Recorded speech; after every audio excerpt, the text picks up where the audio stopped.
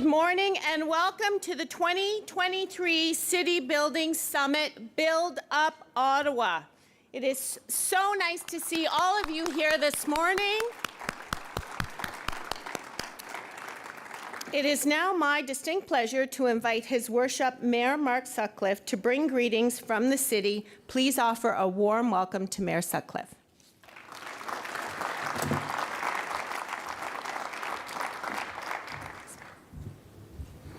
Thank you, Suling. Bonjour tout le monde.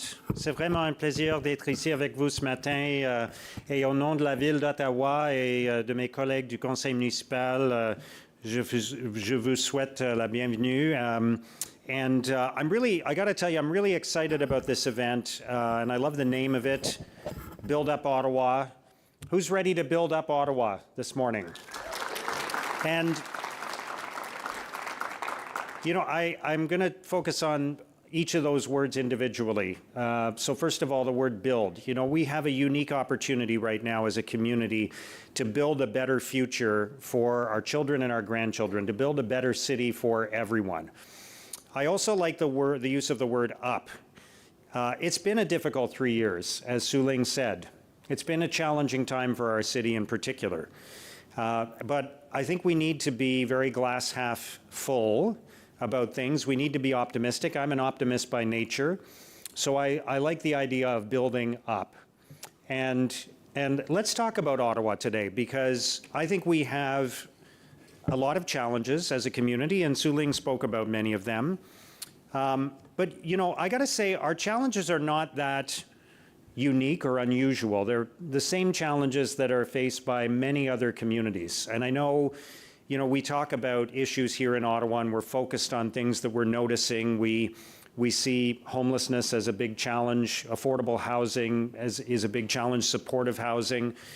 Many other communities are going through that as well. And I hear from mayors and councillors in other cities all the time about the challenges that they're facing. So these are significant challenges, but we shouldn't be feeling self-conscious about them. We should be feeling like we have an opportunity to solve them if we work together.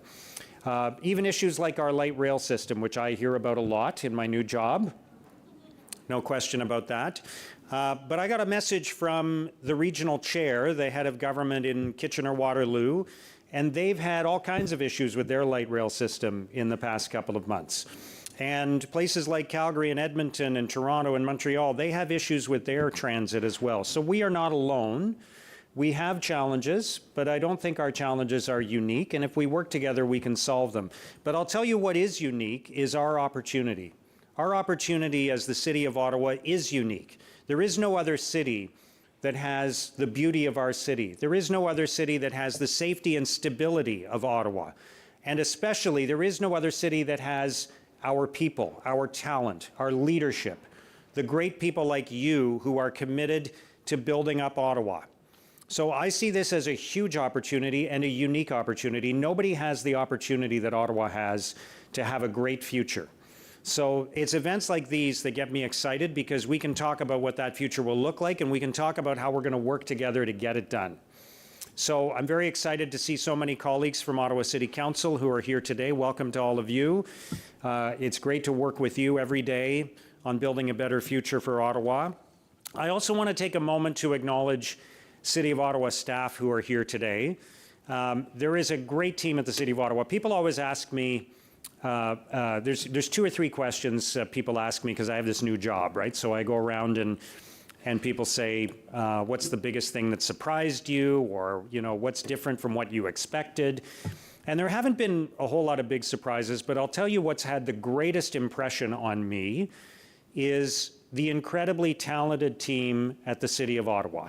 So there are people who go to work every single day to try to make our city better for everyone.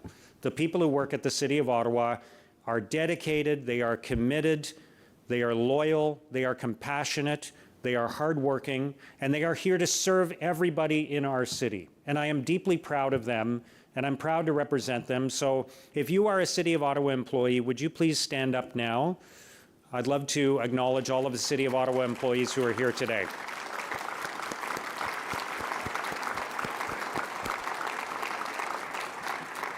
You're all sitting together. That's nice. You know, I'm going to mention, as I said, I'm an optimist by nature. So, you know, over the last couple of months, I've met with 7 different groups that are interested in buying the Ottawa Senators.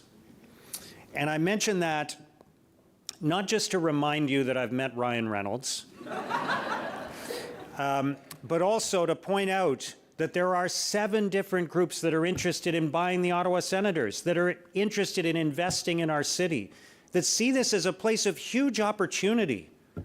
They want to build here. They want to win the Stanley Cup here. They want to invest in our community. So when we're inside our city, we sometimes are dealing with all the challenges. We're feeling frustrated. We're looking at all the things that are not going right. But people outside our city who are looking in see enormous opportunity. They see great potential.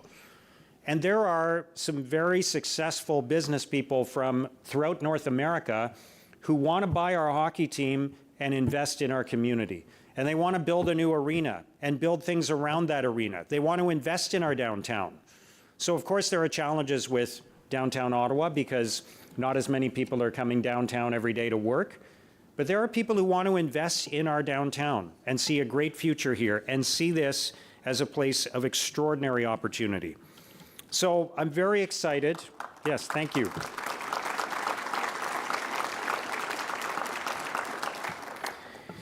Alors, cet événement est exactement ce dont Ottawa a besoin en ce moment. I'm very excited about the discussions that you're going to have today about the downtown core, about attracting more tourists, about boosting the local economy.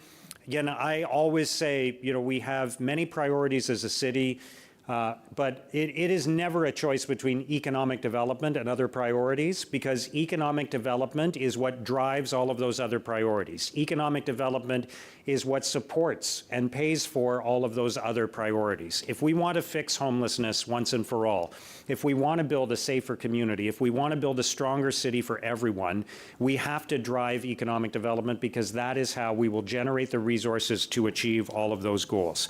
So this summit is an extraordinary opportunity to build and maintain a solid fiscal foundation, to invest in programs and services for residents, so we have the resources to face future challenges, so we have the resources to help the most vulnerable, so we can create jobs, we can increase our incomes, we can improve our standard of living and our quality of life, you know, which are already the envy of North America, frankly. Alors, poursuivons ce travail de collaboration afin de construire une ville meilleure pour tous, une ville sûre, fiable et abordable. We need to build a city that can manage sustainable growth, a city that imagines a better future and works hard to achieve it, a city that cares. And I know this is a city that cares. It's a city that volunteers. It's a city that invests in itself. There are so many people like you who put not just your energy, but your time into building a better city, into building a better community, into supporting the most vulnerable. And I think we should all be grateful for the fact that Ottawa is a city that cares.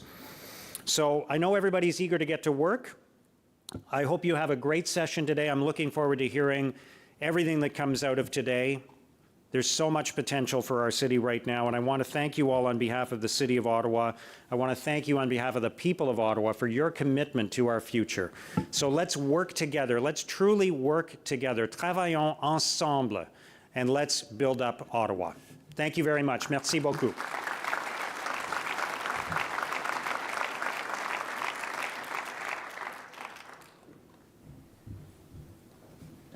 Thank you, Mayor Sutcliffe. I'm not sure what qualifies you to be a politician, though, because I'm not sure that anybody's ever actually finished when they said they were going to. So we are now currently right on time. I appreciate your remarks very much, your leadership and your support for our business community and our community as a whole. It's really an honor to work with you. Thank you. So, Canadian downtowns, as Mark said, are all being challenged by the shift that we're seeing. They are highly strategic economic areas. In 2018, Canada's metropolitan areas accounted for more than 60% of our national GDP and more than 82% of our population. The pandemic has significantly changed these downtowns. The sudden and prolonged absence of employees, visitors, and students has resulted in a drastic drop in traffic for merchants. And despite the positive impact of the progressive return to office, school, and travel, the growing trends in remote work and online commerce have caused a paradigm shift. Our first session today, Revitalizing Downtown, invites national leaders to share their perspective on downtowns in Canada's largest metropolitan areas, and where possible, to help us garner insights about the Ottawa context. Ottawa is unique as the nation's capital and because of our large public sector footprint. Now is the time to transform our downtown to create a vibrant and diverse Ottawa. To have this conversation, please help me welcome to the stage Stephen Willis, Senior Principal, Discipline Leader, Urban Planning for Stantec; Stéphane Derry, President and CEO of Canada Lands Company; and welcoming you back to Ottawa, Mary Rowe, President and CEO of the Canadian Urban Institute. Please welcome our guests.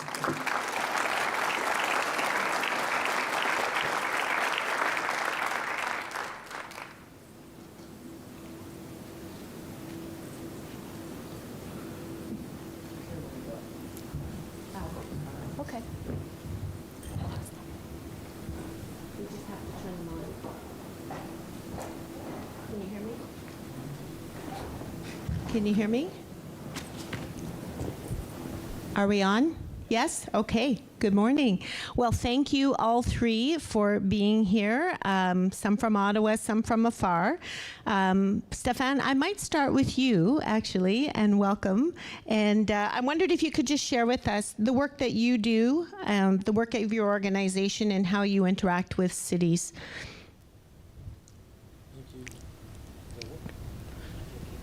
Keep talking, it's going to fit. Yeah. There you go. Fantastic. Thanks, Julian. Happy to be here. And probably they start with me because I'm the only one that doesn't have a slide deck to present. So I'll talk a little bit, and I'm not sure in which function I'm invited. So I'll talk a little bit about the job I had 13 days ago. I was Assistant Deputy Minister for Real Property Services at Public Services and Procurement Canada, so responsible for a portfolio of 6.9 million square meter across the country of office space. 6 million of that was office space, and you know what happened to office space during the pandemic. Half of the portfolio is leased, half of the portfolio is owned, and half of the portfolio of that 6 million, 6.4 million square meter is in the National Capital Region. So 3-point-some million of that office space in the National Capital Region. So I was managing that portfolio with all the project that it entailed. And some of you may be more interested as we're talking about Ottawa, the city of Ottawa. Some of the projects are underway that PSPC, Real Property Services, is delivering. The West Memorial Building rehabilitation, which will host the Supreme Court, while the Supreme Court will undergo recapitalization. Lester B. Pearson Building that we're recapitalizing. The 875 Aaron Road that was at RFQ, not too long ago. These are some of the projects that the Government of Canada, through its real property arm, Real Property Services, is delivering in the National Capital Region. So that was my work as Assistant Deputy Minister. Now, 13 days ago, and forgive me if I don't know every single thing about the corporation, I was appointed President and CEO of Canada Lands Company. So Canada Lands Company is an arm's length self-financing ground corporation that buys property that are surplus to the Government of Canada, property that they don't need anymore, Rockcliffe base, military base as an example, Downsview in Toronto. And from coast to coast, we buy surplus property from the Government of Canada and redevelopment into vibrant community. So we work with every city across Canada where we own property in order to rehabilitate them, bring them back into vibrant community. A lot of consultation that we do with the community to ensure that the social acceptability of what we want to do, but also that we promote and we advance government priorities such as greening, accessibility, social housing, indigenous reconciliation. So all of our projects are embedded in all of our projects are these components to advance government priority. In Ottawa, as an example, we are working on Project 299 Carling is one of our projects. River Ridge, did I get that right, Tara? River Ridge is the old Rockcliffe base that we are rebuilding right now, developing. We're also working on master planning for Tunney's Pasture, where we are working with Public Services and Procurement Canada, my old department, working with them to recapitalize some of the building, but also to redevelop and the area, and also working at 1500, not 1500, but the whole Confederation Heights redevelopment project, where we're doing consultation with the municipality, consultation with the community to see how we can redevelop that site into, again, a place where people can work, live, and play into a vibrant community. Thank you. Thank you, Stefan. And we appreciate all the work that you did at RPS, but we really appreciate you joining us here today as you embark on this new role and your concept of consulting with the communities that you're in. Thank you for being here. Stephen Willis, what is it you do at Stantec? So my new role is I'm the discipline lead for urban planning in the Canadian practice of the company. So we're a global consulting firm, and we do work in community development, which is my world, transportation, water, environment, mining, and energy, buildings, a whole sector of things.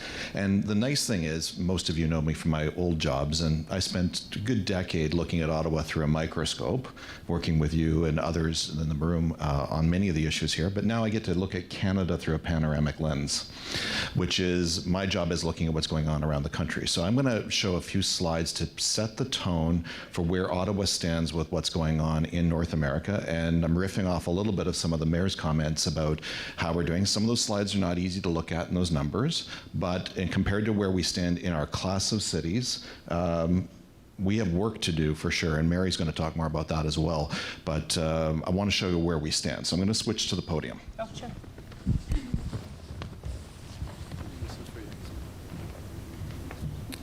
So, is this microphone working? Are you able to, now I can get the feedback now. So first of all, there is a new reality. If you talk to both employees and employers, people are not returning to the office 5 days a week as they did before. That world has come and gone, and it's changed, and there may be some employers where that's true, but for the vast majority of employers, and this is data from PwC, that both sides see a very changed world of a hybrid work environment. This is, the sooner we embrace this reality and move on from this point and redefine what the hybrid world is, the easier it will be to come up with strategies for our cities of the future. So, in terms of this is a slide that talks about what people's expectations are in terms of the return to work and the implications in downtowns. And this is from the City Center Development Corporation of Philadelphia. And Philadelphia is roughly in a comparable size range as Ottawa. That's why I brought that as an example. I think it's pretty indicative of it. The change is embedding and setting in. You know, we didn't bounce back to the way we were quickly, so now it's a progressive change. So what we need is our adaptation strategies, not a chance of trying to go back. And those adaptation strategies have to think about the impact. So this is a return to work barometer, and these are largely American cities, and I have some data in a minute that shows where we are in terms of Canadian cities, but it really shows that we're somewhere about halfway back to where we once were in almost every major city in North America. And this has real effects, and yes, we've come to a great deal of convenience, but there is a very substantial underlying economic changes happening. So in terms of the small retail businesses that were in the downtown, that many of us as employees supported when we worked downtown, they are finding that foot traffic 3 days a week is not enough to keep the business open. And they are closing in large numbers, and we're seeing it increasingly around the continent. see restaurants close, shoe repairs, dry cleaners, people who provide professional services, even dentists' offices are moving out of the core and reestablishing in other areas of the city. In Toronto right now, Avison and Young has estimated that foot traffic in the path system, which connects all the major buildings, is about 40% of what it was pre-pandemic. And 40% of the foot traffic will change everything in the way that entire system will actually work. So this is not a new trend, though. This is not something that just was precipitated by the pandemic. If you actually look at the longer-term trend, and this is over a 20-year look, there have been declines in the amount of new office creation all around North America, and more companies were already moving to hybrid work ever since the technology made that possible. What the pandemic did is it took a long-term trend line and put it on steroids and made it actually happen a lot faster. So we're seeing the consequences of a long-term trend. But when we talk again about the other side of the equation, the significant part, and I apologize to every commercial landlord in the room, because I'm not giving you a happy story, is that the actual value of office buildings are declining across North America. And what the knock-on effect of that is, and I don't want to worry the city councilors in the room, is that the commercial property taxation from the commercial office class will drop and continue to drop over the next 5 years, maybe to 10. And to put real numbers on this, Washington, D.C., the other capital in North America, is lost $464 million in revenue as a city because of declining assessed values in commercial real estate. Luckily for Ontario cities, that we have a very slow process of reevaluating the valuation of property, so it will take time for us to see this. San Francisco, which had a very, very large office component as their economy, it's actually one of the hardest hit cities in all of North America, has lost $728 million in revenue from lower taxation, from lower assessed values. Now, this slide shows the problem is that downtowns had become too office dependent. The cities that will struggle the hardest are the ones that don't have a mixed economy in their downtown or a mixed use of their downtown. The healthiest downtowns are the ones that have a large residential population so that things are balanced out a little bit. And the reason why a large residential population is important for all those knock-on is you need about 1,000 people within a 5-minute walk of any business in order to support it. So you need those density levels to be there in order to do it. So a permanent downtown residential population gives you that economy and that vibrancy, and it allows shocks in the system to be absorbed a little bit more easily. This slide was brand new. It's just come out. It's data that goes back to November, but what it shows is the Downtown Vibrancy Index that's been put together by University of California, Berkeley, and the University of Toronto. And this is based on cell phone activity in the downtown, and it's about people whose cell phones ping a tower in the downtown core. And as you can see, across North America, it varies quite substantially. So Ottawa's in the class, and we're in the mid-sized cities. We're about 2/3 of the way down the list on the right-hand side. And the left-hand side is the largest cities in the world, in North America. And we're all roughly in the same space. If you look at Ottawa, Montreal, Quebec City, Toronto, we're all in about 50-something% range as well. So we certainly are not in the ones that have bounced back the fastest, but we're also not at the bottom of the list. But it does show you that, to the point the mayor made, is that we're all cities around North America are suffering from the same challenges and looking for the same sets of solutions. So I'm going to wrap up really quickly because there are others to talk. So really what we need to focus in on is over the next 2 decades, the large majority of new households who live in cities will tend to be singles or couples who prefer strong, mixed-use, walkable places. This is where the demographic, that's what they want to live in. So if we can look at that as an opportunity and pair that up with the downtown problem, there really are a number of potential solutions. And the 2 cities in Canada that have done the most so far, and I know Mary's going to talk a little bit more of this as well, to look at this because they've been looking at it longer than we have because they started before the pandemic looking at the health of their downtowns, is first of all Montreal, sorry. The clicker's not working. Are you able to advance the slide for me, please?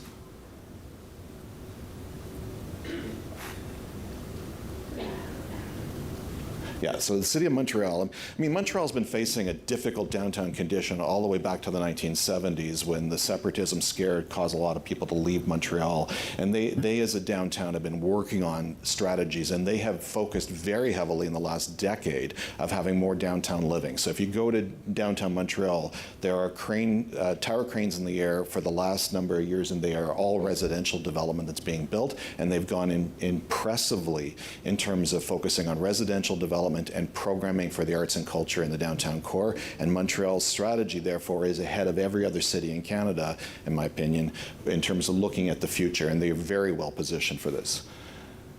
And then Calgary, Mary's worked directly with Calgary with some of my colleagues out in our Western offices looking at that. And Calgary had the oil shock that caused them to look at how to repurpose their downtown after all the major head offices of oil companies downsized considerably. And this was pre-pandemic. So these cities have been at it longer than the rest of us. And I think there are some clues to our future in terms of the work they've already done. So thanks for that. I'm going to turn it over.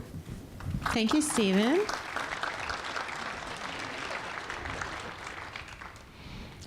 Mary, what is it that you do at the Canadian Urban Institute?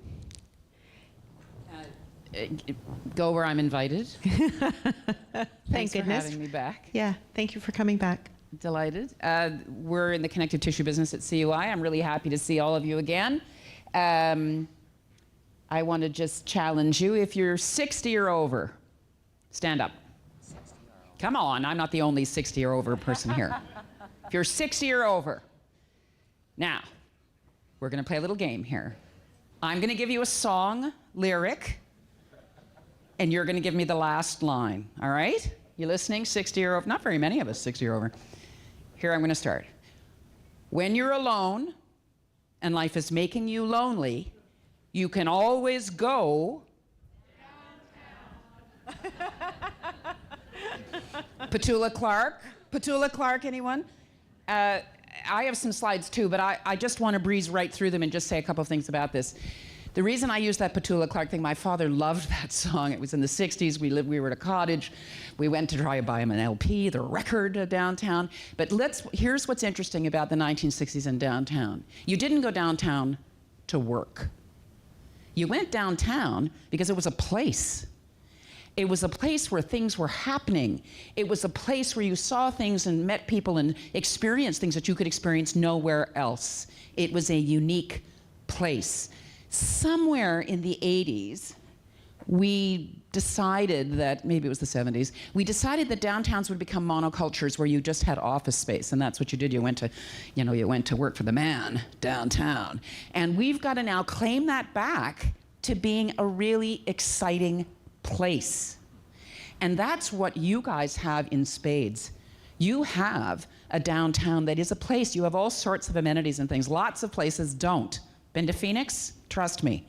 It's not a place. There's no, as Gloria, there's no there. And I think the key point here, I'll just breeze through these maybe, is, we're trying to make this conversation at CUI about the future of cities generally. So downtowns are part of a larger strategy, but they're part of a piece. It's not only one solution, it's a whole bunch of solutions, which includes addressing all these things. But downtowns are kind of the canary in the coal mine, petri dish. Everything that's good about a city is downtown. Everything that's bad about a city is downtown. So we got to start there. And you already know why downtowns matter. You actually statistically matter economically. We always have to put that argument in because people don't listen if it's not about economics. But it's got to be about a whole bunch of other things. These are all stats that you already know. Sadly, you lead on a bunch of crummy indicators. Don't let that discourage you, though, because, and this is the other thing. We talked about this at dinner last night. There's a ton of popular media that's not favorable towards you. Sadly, that was true before the pandemic, so you just kind of wear it. It's just part of the, it's like everybody hates Toronto. So you're going to have a hard time turning that message around. Part of what we did is commission this. We were commissioned by the CMHC to do this report on looking at adaptive reuse, exactly what Steve and I think Stefan are getting at, that buildings in downtowns have to be repurposed all the time. And my colleague Jennifer Baird, who's here in the front, led this study and knows everything about every building in the country that could be repurposed. If you want to know about it, she knows. It's not the total answer, but it's a principle about how we understand continuing to allow cities to evolve and buildings in cities to evolve for different purposes. If you look in European cities, you will see that a building may have been a this, and then it was a that, and then it went back to being a this. We're young. We're a young country. Our cities are young relatively. So when you think about why these things matter, if you need a slide to tell your neighbors why your work matters, you can borrow this slide from us and use it.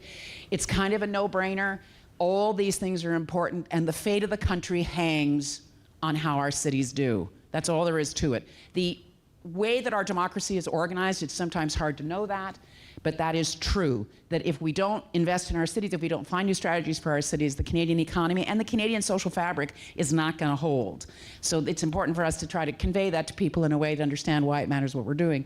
I put this up because Mayor Daley, the first Mayor Daley, the father, was criticized. Why was he spending so much time and energy on downtowns? And he replied and said, because an apple rots from the core. So that's why we need to spend special attention to this. And then I've borrowed these quotes that Jen put in her report around Yogi Berra, that nobody goes there anymore, it's too crowded.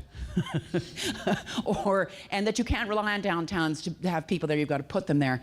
The other critical part of the core, we at CUI have two lenses to look at cities. One is downtowns in the core, and the other is the spine of the city, your main streets. And so you've got to forge alliances with the business improvement area folks, all the people that are engaged in community life at the ground level, at the street level. That's so critical that you stitch together that relationship. Because when we started, during the pandemic, we started something called Bring Back Main Street, and people said, oh, you're giving up on downtowns, are you? And I said, no, no, no. This is the two sides of the same coin. It's all about the quality of places and places being different. And in fact, downtowns have main streets as part of their anatomy. And what you want to do is invest in different kinds of ways depending on the particular assets of that main street or that neighborhood. So part of what Steve is getting at is you want a downtown to become more of a complete neighborhood and to become its own distinct neighborhood. And you have so many assets to work with. As I said, go to Phoenix. That it's a question now of how you can stitch together a narrative and work collaboratively on that. So, Thank you, Mary. That's why we keep inviting you back to Ottawa, because you're so passionate about it and you sing songs. We really appreciate that. Stefan, I might go back to you to ask the next question. In your experience, what other cities have you seen, Canada or otherwise? What are your observations about what they're facing pre-pandemic and today? Thank you. I'm going to speak a little bit on the government perspective. Last week, I'm also the president of the Workplace Network, which is a worldwide organization of government that own real estate. So 14 to 15 country work together day in and day out to see what others are doing and learning from their experience. Last week I was in Washington, and we seen the same thing as we see in Ottawa. It was the same in the state before the pandemic. 60% of government office were utilized day in and day out. In Europe, they had 0.7 offices per employee. They already had moved to a smaller footprint and already pre-pandemic, so not everybody had their office, so they already had moved. So more population, different population, eating in restaurants throughout the week. Now they're aiming, after the pandemic, they're aiming to 0.5 office per employee. Again, shrinking their footprint, talking government, national government here. In the States, we see the same thing.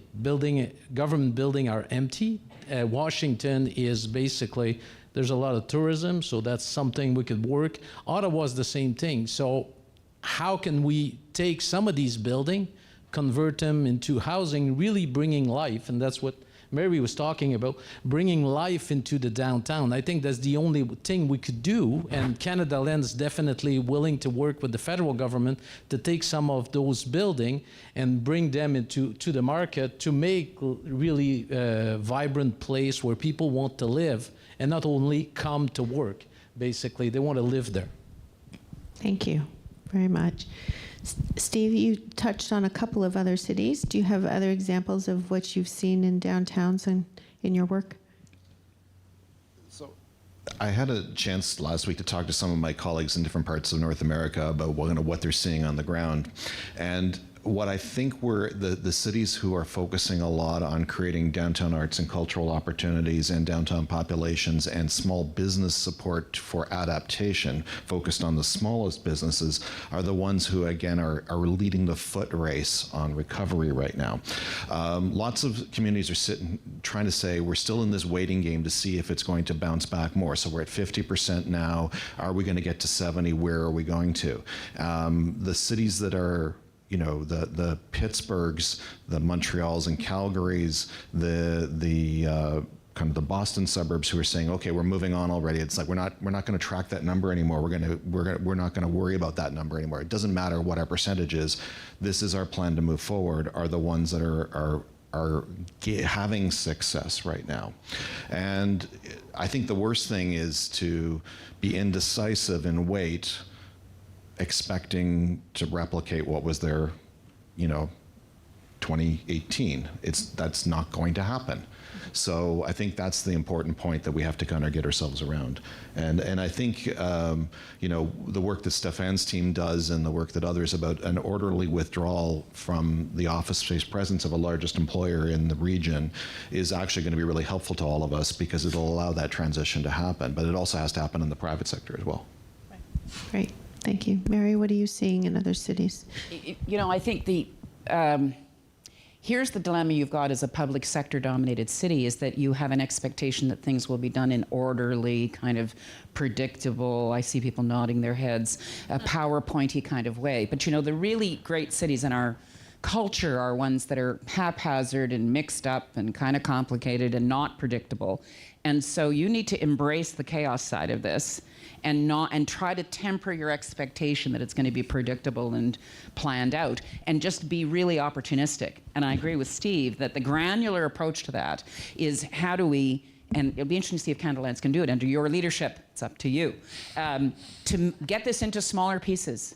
Get this into smaller pieces, because the days of big mega projects, with all due respect to the developers around the table who are dying to do a mega project, knock yourselves out, you've got lots of chances.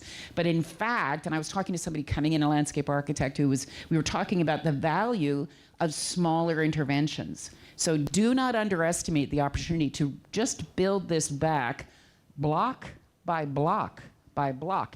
And remember that's why people come. That's why Petula was right. You come into an environment because you're curious, because you're going to see or experience or purchase or interact in a way that you haven't before. And so do not underestimate that. And I would really be cautious about it's a bit of a Canadian thing, and it's certainly a thing in cities that are dominated by public service, is that you wait for some big, grand gesture, big, grand plan. It ain't the solution. You heard it here first. Mary, I'll just stick with you. So from your unique perspective, what opportunities do you see specifically for revitalizing downtowns, and anything that you see specific to Ottawa? And just based on what you shared just now, this concept of a whole of community approach, what do you see as the big opportunities? Well, again, when we look at Calgary, and is there anybody here from Calgary? You're everywhere. Nobody from Calgary here. Nobody here has ever lived in Calgary? You lived in Calgary. So, the tendency now is, hello, Calgary. The tendency now is to say, oh, well, Calgary's got the answer. Well, Calgary has had 9 years of it, and they've had to try to figure out what would a made in Calgary answer look like. And they had a similar vulnerability to yours, in that they were overly dependent on one economic sector. And when that, the lack of diversity in their economy was as much a challenge for them as yours is here. So the question for you is going to be, how do you now take advantage of this? You know, we can use all sorts of worn adages, making lemons out of lemonade, but in fact, you already had all sorts of entrepreneurial activity that was operating under the radar. As I suggested with that slide showing all the popular media, you've got an uphill battle here to change a narrative around Ottawa, which is probably not reflective of what's really true, what each of you is doing in your local neighborhood, in your local community. So what I would suggest is that the city, I'm looking at you, Cindy, and your colleagues, the city needs to find ways to make it easier to do unusual things.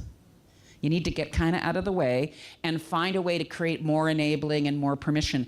I lived in Charlottesville, Virginia, and used to go to Washington, D.C. for a bit of fun. And I can tell you, Washington, D.C. was not always fun. It really wasn't. But it is now, and it is largely because of the neighborhood interventions and the weird little developer projects that popped up in certain neighborhoods that nobody thought anybody would invest in. In fact, I was thinking, sitting listening to the mayor, thinking, you guys should create some kind of an exchange with your peers in Ottawa, in Washington, and have a conversation and go and look at the neighborhoods in Washington and look at the downtown and how that has transformed over the last 15 or 20 years. So my encouragement of you is that you build a really diverse, broad coalition of interest that are going to wrap their arms around Ottawa and make Ottawa what you believe it to be. And don't wait. And try to see if you can get yourself out of this kind of victim position where, oh, the federal government did this, or, oh, the pandemic did that, or Big Bad Canada Lands is doing this, and get to a place where you've locked arms with them so that you're together going to create a really interesting capital for the country. I think everybody's watching, and I think you've had moments in your history where you've emerged in this way, and I think you can emerge again. But you've got to lead that kind of diverse charge. Thank you, Mary. Yep. Stefan, do you want to go next? What opportunities do you see in cities for downtowns, but anything in Ottawa? In Ottawa, definitely. We have a lot of work in Ottawa as Canada Lands Company, but you know, can I be honest? Ottawa's an office city. It's a 9-to-5 city. Most of the time, 9 to 5, except on summer when there's visitor and tourism. So people come to work. Makes me think of Regina also is a little bit of a 9-to-5 city. People come to work, they go home.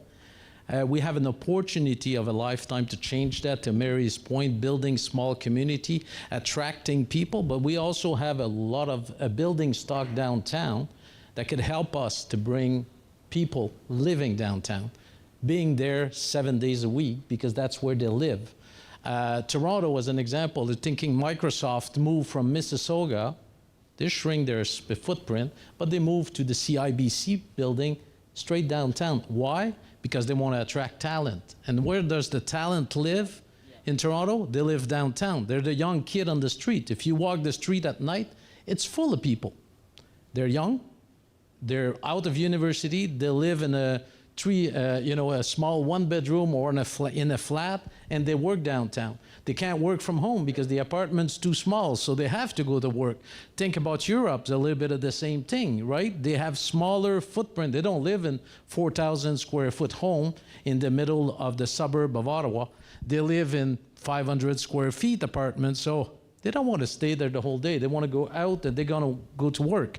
So can we build apartment downtown here where young people coming out of Ottawa U will decide to stay and start living here so we make a vibrant community? And that's what Canada Land wants to do with this redevelopment project, is really work with the federal government to make sure that we get there in this Ottawa, that we get there with a vibrant downtown. And I'll close on that. I also manage the CN Tower in Toronto. So an attraction, 1.5, 1.7 million visitors a year. You know, we have Parliament here that people come and see and visit. We can take advantage of that also and thrive, make sure the city thrive behind that. And fully agree, Mary, on reducing the red tape and taking some risk, because otherwise we're not gonna move if we wait for the federal government to bring back their employee 5 days a week. Even if they tried, we see in across North America, it's not working. Hybrid is here to stay, and it's going to continue. As Stephen says, the trend was started before the pandemic, and it's just accelerated in the pandemic. Thank you, Stefan. Stephen, what opportunities do you see in other cities and specifically Ottawa? Well, I think the reality is that, and I'm an eternal optimist about cities. Cities reinvent themselves. That's what they've done for thousands of years before governments really paid attention, before planning existed, economic development existed. Cities reinvent themselves depending on cycles and the like. And I remember quite vividly that early in my career, I lived in downtown Toronto, and I worked for the government of Ontario at one point and managed to get out about 3 weeks before the pink slip came, when Mike Harris came in and cut the provincial civil service by a third. And the provincial government unloaded an enormous amount of office space onto the market, and that office space, because of the recession of the early 90s, took a while to happen. But 10 years later, all of that office space that was redundant was absorbed back. You know, some of those buildings were converted, some of them were knocked down and replaced with new buildings. The parking lots that were there in the 1990s are gone now. You can't find parking anywhere, by the way, in downtown. And if you do, you pay and take out a mortgage to park your car. So all that, the city adapted. It did it. It went through a shock, and it bounced back. Now, what's the bounce back plan? How do we do it? How do we enable it? Mary's quite right. We have to let it get a little messier. We have to be really creative. We have to be open-minded. We can't be looking in the rearview mirror and set the rules based on what used to happen. We have to look and be open-minded on a future basis of being, okay, maybe something different will happen here. So I think to remain optimistic, because I still believe Ottawa has all of the natural assets that make it a beautiful city to live in. The quality of life here is really, really high compared to other cities. I think we can get there, but we just have to, as I said, be open to the fact that it's not a reset to before, it's a look forward. I agree. Thank you very, very much. So I'm just going to open it up now to the floor and see if anybody who's here has a question for any of our panelists this morning. Yes, there's a mic coming to you. If you can stand up and introduce yourself and who your question is for, that would be great.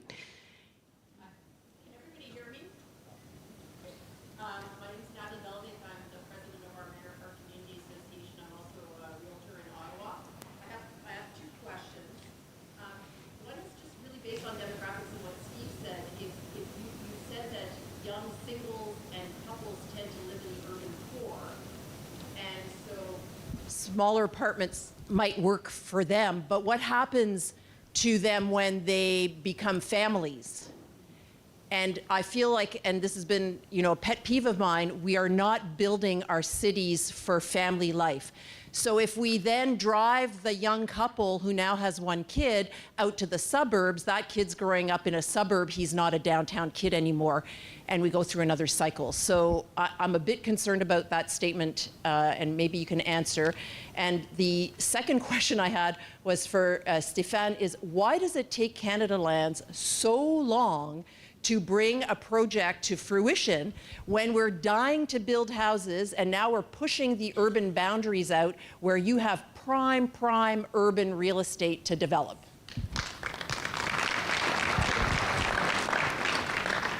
So I'll try to tackle the first question. First and foremost, every North American city struggles with the idea of accommodating families in the downtown. It is a function of the costs per square foot of real estate, and it is 100% related to people's capacity to pay for that. Lots of people make choices. I remember I made the choice just before we had children that we moved from downtown Toronto out to a suburban area, and that was not the choice I wanted to make. It was driven by my capacity and what my affordability was. And I'm representative of, I'd say, probably 90% of the population who end up making the same decision. So but it's not just Ottawa. This is not a unique. Toronto, Vancouver suffer from it in a much more extreme way. Now, there are things that governments do that exacerbate that problem, and one of it is let the schools deteriorate, let the playgrounds deteriorate. The minute the schools don't offer that. I remember looking for a place to live in Ottawa, and because two of my kids have special needs, I couldn't get downtown schools or even inner city schools that serviced my kids' needs. I had no choice but to go to suburbs. So government decisions do play into this. I'm a big believer that school decisions make a huge part of that point, but cities, what they have to do is enable multiple family dwelling types in the downtown core. And I know with the new official plan, the City of Ottawa, and what the provincial government has done recently is more multifamily housing types are now permitted as of right in the world, and that will give more chances for more affordable products to be built if the development community follows that lead and actually provides the product to people. So it's a very, very difficult question. And Mary probably has more to add to this than I do. I'm just going to jump in, even though you didn't ask me, I'll just, my 2 cents on this. If you map across the country a block off main streets, you will find people who are overhoused. We have historically had family housing a block off a main street forever. You walk any main streets, you'll see it. And there's a widow there or an older couple there with 3 empty bedrooms. That's why Airbnb happened, right? And so we've got to try to find a way to, you're going to agree with me or disagree? Well, both. Okay, because I think we have the stock. We want to do a piece of work now on how do you reintroduce housing onto main streets, because family multi-unit housing is critical, and we've got to just figure out how to get the math and the pro forma to work so that the development community will actually care about this and actually intensify those, because there's a lot of built form that we could be using differently. No?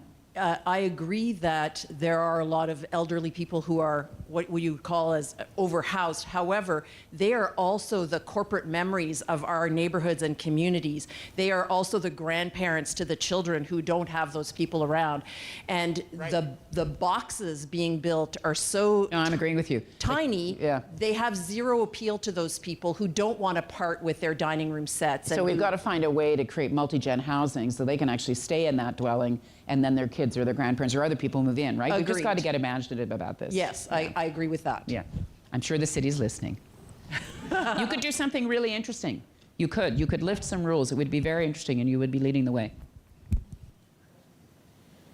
Thank you for the question. Definitely, we want to accelerate. There's a lot of consultation that goes into a major development like the 310 acre that is Water Ridge, the old Rockcliffe base.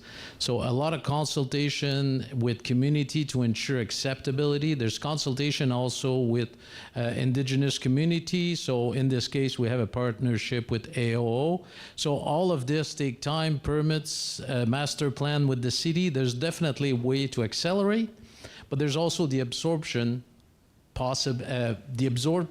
by the developer and the availability. Like we have a lot of labor shortage in any construction market, either on high rise and low rise. So that's all issue that makes us slowing down the development of these large parcel of land, but we're looking to accelerate. That's one of the objective of the federal government, accelerate disposal of surplus asset and bring them back to market as soon as possible. Thank you, Stefan. Thank you for the question. We have another one over here. Steve Georgopoulos. So I commend the Ottawa Business Journal for doing what you do this year and other years. I'm going to pass the mic to my good friend Daniel here, and then I'll ask my question. And Daniel's from Youth Ottawa. Thank you, Steve. Good morning, everyone. My name is Daniel Burstinu, and I'm one of the representatives from Youth Ottawa. And my question is for Mary, but also for all of the panel. How can we engage youth in downtown development apart from, I guess, new developments and new buildings? And what role do you see youth play in shaping a city's vision? Can you just come home with me, and you and I are going to become best friends, and we'll start to talk about this? I need more people like you. I think it sort of ties into Steve's question about schools. If we could find ways, and there are organizations like Evergreen across the country that work on schoolyards and work on creating different kinds of spaces around schools, but part of what we're trying to do is encourage young people to engage in the quality of their community and realize they can make a difference to it as soon as they hit school. So I think part of it is one of the concerns we have along main streets, for instance, is that we used to historically have institutions that would find a way to engage everybody. So churches, faith institutions, community centers, libraries, schools, all these ways in which you had an opportunity to actually engage in community life. And I worry for my generation of parents that we somehow lost our track of that, and we've raised kids that don't actually have access to those kinds of services. So part of what we need to do is encourage the institutional life that exists in our neighborhoods to be connecting with schools and connecting with youth groups and connecting with community programs so that you have lots of ways to contribute. And so that you will then start contributing as a young teen and then through university, and then it'll just be part of who you are, and you will grow into that role. And I think that the other thing, and you'll hear Mike Moffat, Mike and I were both in Peterborough on Thursday, so I had a sneak peek at what he's going to talk to you about. And he is going to talk to you about investing in amenities for young kids and for young families. And what would be good is for you to challenge him and say, well, it's not just about housing. It's actually about how are we creating a culture of engagement that includes everyone. So it's so great you're here. Thank you for saying that. The concept, that's the whole concept of an abundant community, that everybody in the community has something to offer. And then as leaders, our role is to find a way to leverage that. Stefan or Stephen, did you want to speak to the youth element of the question? Just wanted to add, on all of our development in the city of Ottawa and across the country from Newfoundland to British Columbia, we have open door, we have consultation with the community. Please get involved. You can help us shape those future community so that they meet the needs of the youth that are in the community. So please get involved as soon as, and I'm willing to connect with you and ensure that you're involved every time there's a public consultation on the future of our communities that we're building around this city. Could I give Sean an answer? Yeah. Open to look at other ways of doing things. Obviously, Canada Lands Company is a self-financing company, so we have to be viable. The government doesn't give us property. They sell us property at market value, and we have to redevelop them.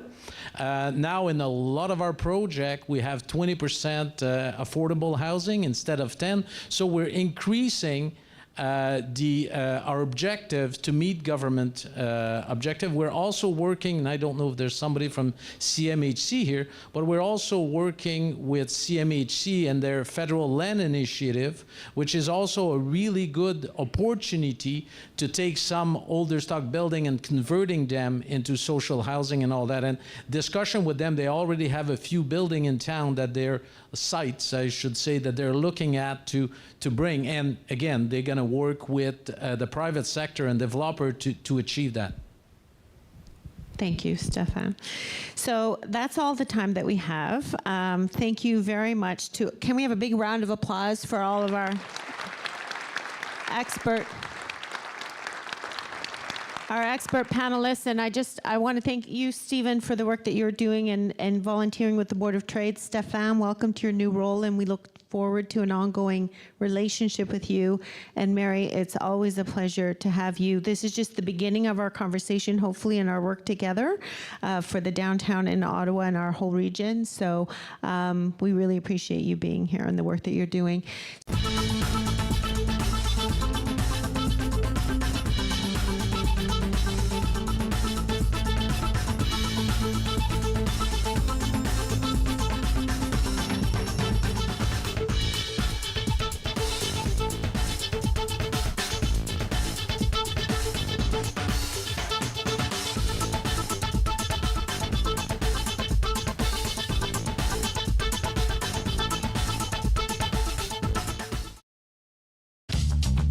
This program is brought to you by Ignite TV. Now you're in command.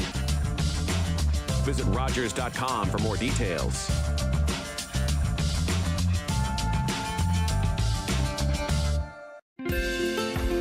Call the Rogers TV viewer response line, email us, or connect with us on social media.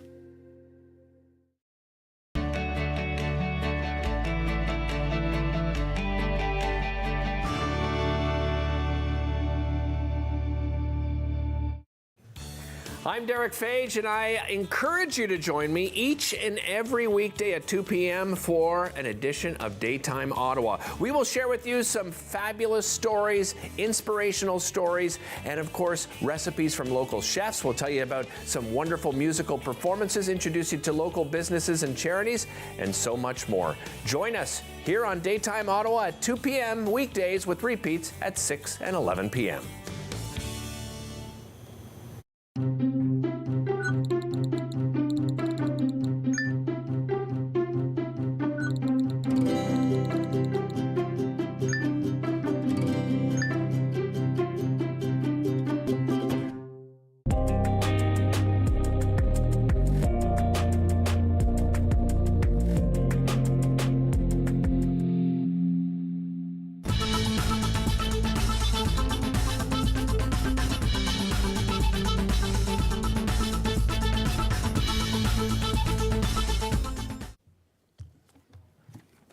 Bonjour tout le monde. Bon matin. Good morning.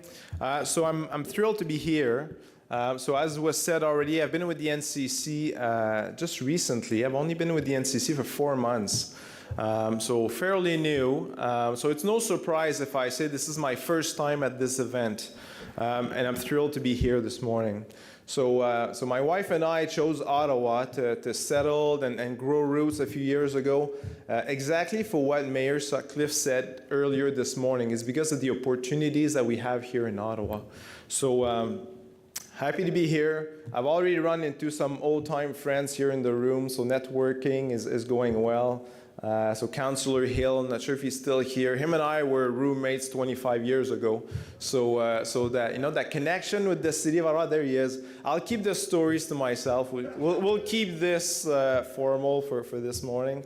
But I'm very happy to be here. I'm happy for the opportunities to work with the city. I want to thank Su-Ling Ching. Thank you very much for the invite this morning to speak. I want to thank the Ottawa board as well for the I'll say it properly, the Ottawa Board of Trades. I'll learn the jargon.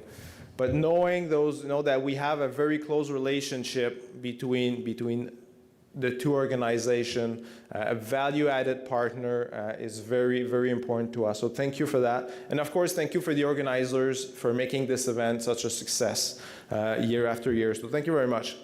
So as this session is themed Driving Growth, I've been asked to say a few words about the NCC's role in driving that growth, growing a healthy city. So one thing I want to quickly maybe mention about the NCC is a bit of the history, right? It was created in 1899, so over a century ago, and it was brought into a crown corporation in 1959. So we've been around for a long time, and I think it's important to mention what the mission is. I'm only going to say it once, though, but so the mission, it's to look at decades ahead to ensure that the planning, development, conservation, and improvement of the capital reflects the significance of Canada's seat of national government. So it's really planning ahead, making sure that those important assets that we have in the capital regions are looked after and planned accordingly, and working with all the partners that we have here in the room today. So that's what makes this type of venue so important to us. There's 3 roles really that we do with at the NCC, 3 main lines. So there's a long-term planification. So la planification à long terme de nos espaces publics. Il y a l'intendance de ces lieux publics-là, donc s'assurer qu'ils sont développés, qu'ils représentent les Canadiens, les valeurs canadiennes, et puis qu'on garde notre histoire et notre patrimoine au cœur de la capitale nationale. Il y a 4 grands secteurs, évidemment, vous connaissez tous le parc de la Gatineau, la ceinture de verdure, les résidences officielles. Donc, tous ces lieux-là, on s'assure de garder un œil près là-dessus, et ça se fait avec les partenaires. Tous les projets qu'on a au sein de la capitale nationale, et puis de l'autre côté de la rivière aussi, on en a une panoplie. Il y en a 5 majeurs que je veux mentionner rapidement ce matin, parce que c'est des projets qui sont en développement. Si on regarde par les fenêtres, bon, on ne les voit pas ici, là, mais il y a Kewiki Point, pas trop loin.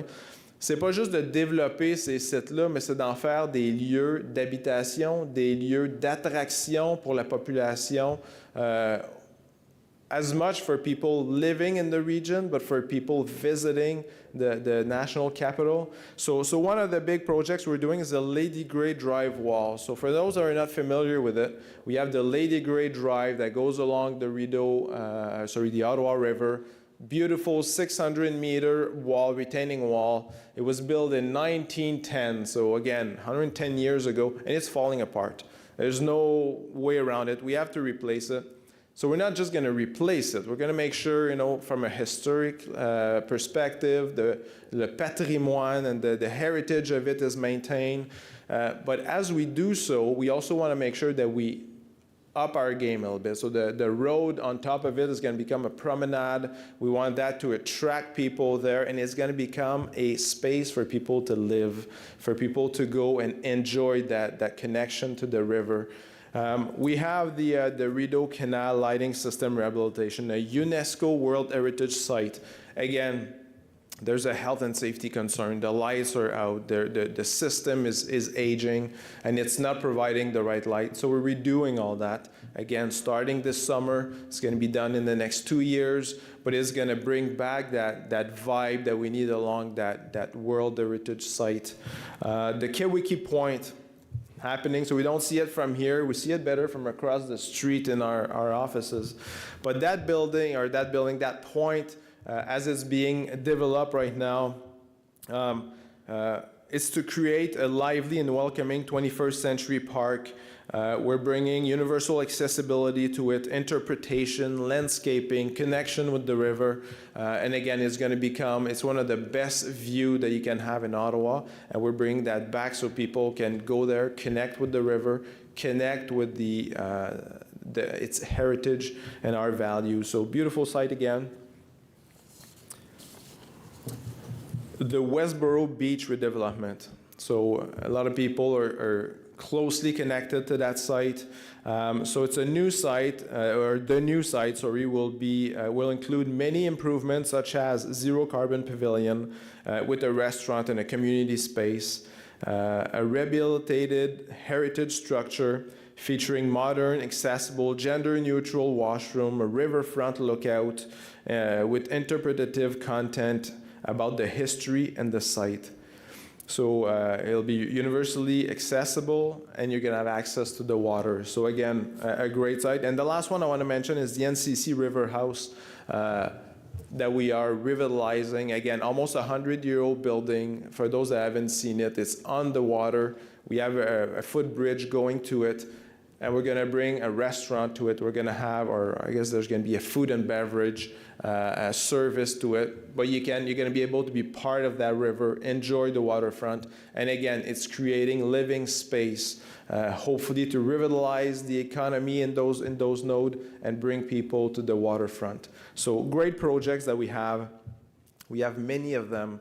For those that were looking at the board presentations that we had last week, we mentioned a few more.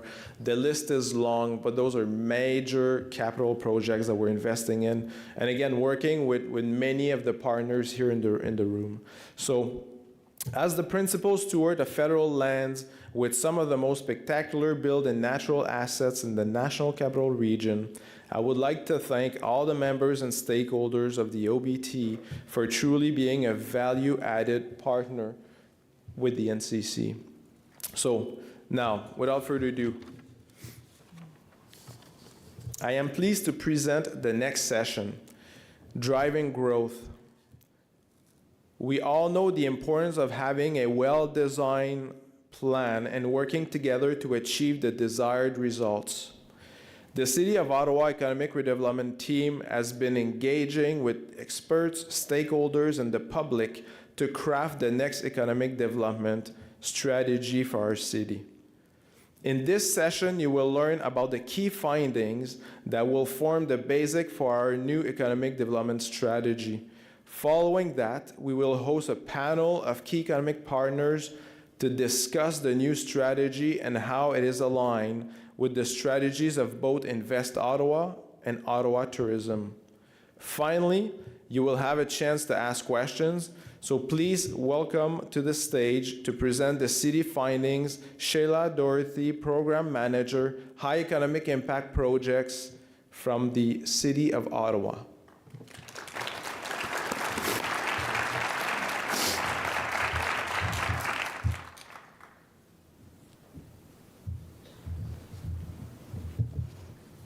So good morning, everyone, and thank you, Simon.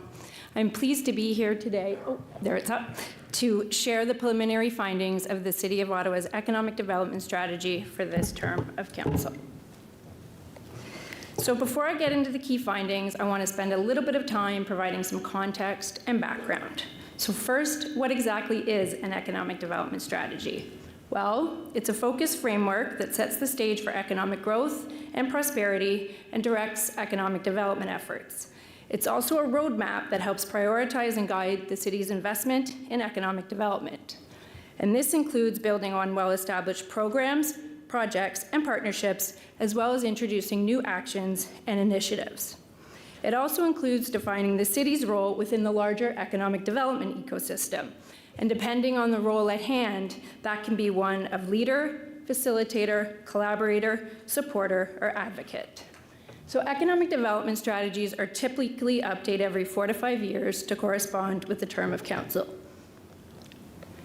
So last term of council, the timing of the strategy was impacted by the pandemic. So instead of a planned update to our strategy, we shifted focus to develop and implement an economic recovery and rebound program with our partners.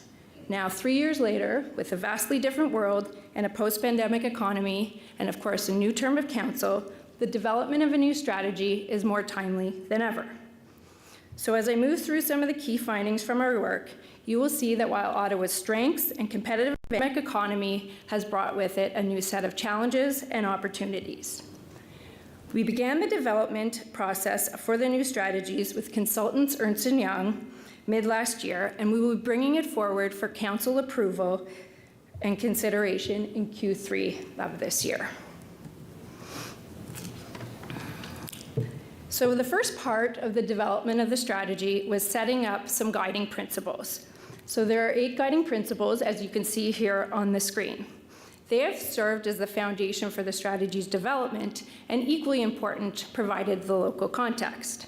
Not surprisingly, the principles include talent and innovation, as well as growth and diversification. So the focus here is really on developing, maintaining Ottawa as an attractive destination for talent and innovation, as well as fostering a supportive environment for our knowledge-based industries and tourism and creative industries. These guiding principles also include elements that make Ottawa unique. The first is that we are a bilingual city, so 1 city, 2 languages, and ensuring that this competitive advantage positions our francophone and bilingual businesses for success. The second is our unique geography. So Ottawa has a mix of urban and suburban areas, along with one of the largest rural components in Canada. And a fun fact, or a fact, is that the geographic areas of the cities of Toronto, Vancouver, Calgary, and Montreal all fit within Ottawa's boundaries. This, along with the Ville de Gatineau to the north, and our proximity to larger metropolitan areas like Toronto and Montreal, come with a unique set of opportunities that set Ottawa apart. The next principle is diversity, equity, and inclusion. The deliberate emphasis on this principle supports a proactive approach to inclusive economic development, one that seeks to remove barriers for Indigenous, and racialized businesses, as well as immigrants. We also wanted to make sure the implications of environmental sustainability and climate change were a lens incorporated into the strategy, as well as the need to be resilient and prepared for future economic uncertainty like the COVID-19 pandemic. And lastly, we wanted to ensure that partnerships and collaboration are a key foundation throughout the development of the strategy, and not just as it relates to partners in Ottawa, but also partners in the larger economic region of Ottawa-Gatineau. So, once we got the guiding principles in place, we started our work with Ernst & Young. So this work is taking place in 3 phases. So the first phase that we undertook is an economic and trend analysis. This provided a detailed assessment of Ottawa's economy, including current state, competitive advantages, expected opportunities and challenges, as well as post-pandemic implications. Once this phase was complete, we moved on to stakeholder engagement, which we completed earlier this year. It is during this phase that we went out to our partners, stakeholders, and the broader business community to contextualize, validate, and prioritize economic challenges and opportunities. We also sought ideas for actions and initiatives to address these opportunities. I'm just going to take a sip of water here. Engagement was completed through interviews and group workshops, as well as an online survey. We're now in the final part of strategy development, and in this phase, we're taking all our findings from phase 1 and phase 2 and working to consolidate and analyze all our findings, which will weave into a meaningful strategy that will go forward to council later this year.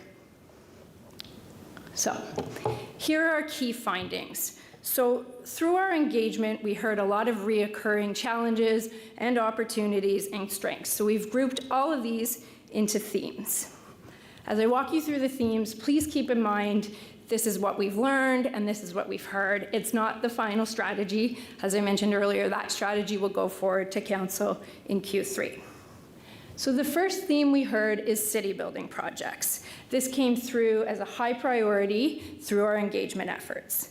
This is because city building projects are seen as big-scale opportunities that enable broad-based economic activity and are important to long-term economic growth, cultural vibrancy, and tourism. They are also a critical component to Ottawa's quality of life and the attraction and retention of talent, students, and visitors. There is an opportunity and an appetite for diverse and transformational type city building projects that provide a differentiator for Ottawa. There is also an opportunity for the city to proactively work with our partners and support and facilitate the identification of these types of projects through timely completion. Not surprisingly, and I know this was a theme earlier today, but downtown and the Byward Market. So obviously we know that the pandemic came with rapid structural changes to the nature of work, the visitor economy, and social economic conditions. And for Ottawa's downtown and the Byward Market, this has resulted in a number of challenges that include decreased foot traffic, low levels of economic activity, and safety concerns. So as we talked earlier, hybrid models are here to stay, and the lasting impact of COVID-19, a conscious review of the fabric downtown has been top of mind for cities around the world. For Ottawa, this is really seen as an opportunity for our economic partners to work together to reimagine and revitalize downtown, to increase economic growth and resiliency, but also to enhance our livability, safety, cultural vibrancy, tourism, and placemaking. And to do this, and we've solicited many ideas, this will include the consideration of real estate and land use diversification and support for office to residential conversion. It'll also include supporting city building projects and festivals and events downtown. Equally important, it will include advancing the Byward Market and Sparks Street public realm plans, as well as marketing efforts to attract activity downtown. And lastly, as you may have heard over the past few days, we are bringing forward a nightlife action plan to council next week. The implementation of this plan will help bring more vibrancy downtown outside of regular business hours. The next theme is talent. This theme is focused on attracting, retaining, and developing talent to meet Ottawa's current and future workforce needs. As we know, talent is a key strength for Ottawa, with approximately 65% of our residents holding post-secondary degrees or equivalent. Nonetheless, we know that an aging workforce, the impacts of the pandemic, and a competitive labor market have meant that employers across all sectors are facing challenges in the recruitment and retention of talent. While the tourism sector continues to rebound, the tight labor market will continue to strain activity and growth. For Ottawa's knowledge-based businesses, which account for over 14,000 businesses, access to skilled talent is essential to the sector's growth and continued success. While there are several organizations in Ottawa engaged in the talent space, we heard that there is a strong need to coordinate and collaborate on talent-related efforts. This means providing tools and resources to proactively communicate the city's diverse employment and study opportunities, as well as Ottawa's quality of life, excellent quality of life, our relative affordability, and other advantages so that we don't lose talent to other cities like Toronto and Montreal. This also means working with our post-secondary institutions on things like student attraction, co-op, and postgraduate retention. And lastly, it highlights the importance of proactively attracting immigration and foreign talent to fill some of our skills gaps. Over the next several years, Ottawa's population will largely be driven by immigration. This highlights the opportunity for us to all work together to ensure Ottawa is seen as an attractive and welcoming destination for newcomers.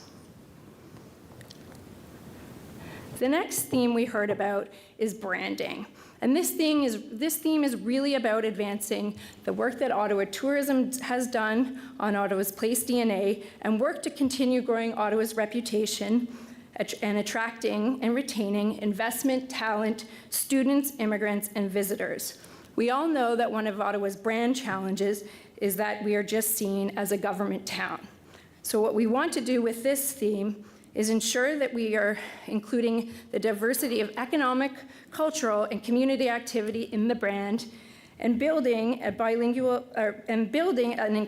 inclusivity lens, to ensure Ottawa's aspiration of place, people, and bilingual identity are consistently represented. The next theme is business and sector support. So this is probably the most multifaceted of all our teams, but the focus here is on supporting new and existing businesses, entrepreneurs, as well as our knowledge-based and creative and tourism sectors. So the city has many well-established partners in this area, and they include Invest Ottawa, Ottawa Tourism, our BIAs, the Ottawa Film Office, and the Ottawa Music Industry Coalition. For this theme, we received a multitude of different ideas for actions and programs, and they range everything from the city providing proof of concept and real-life testing environments for entrepreneurs to a one-stop shop for small businesses. We also know that there are several sectors that present opportunity for Ottawa and Ottawa's knowledge-based businesses, such as defense and life sciences, due to our proximity to regulators and our strong tech sector.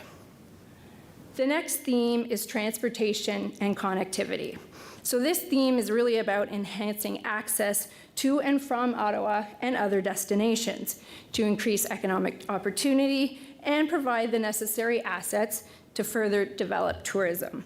I think the main challenges here that we are all aware of are some of the lack of direct flights to and from Ottawa. So the opportunity here, really from an economic development perspective, is the advocacy for increased air service and high-frequency rail.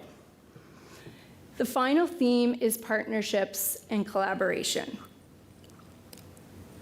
This theme is really about partnering with our partners, stakeholders, and other levels of government to cultivate economic growth.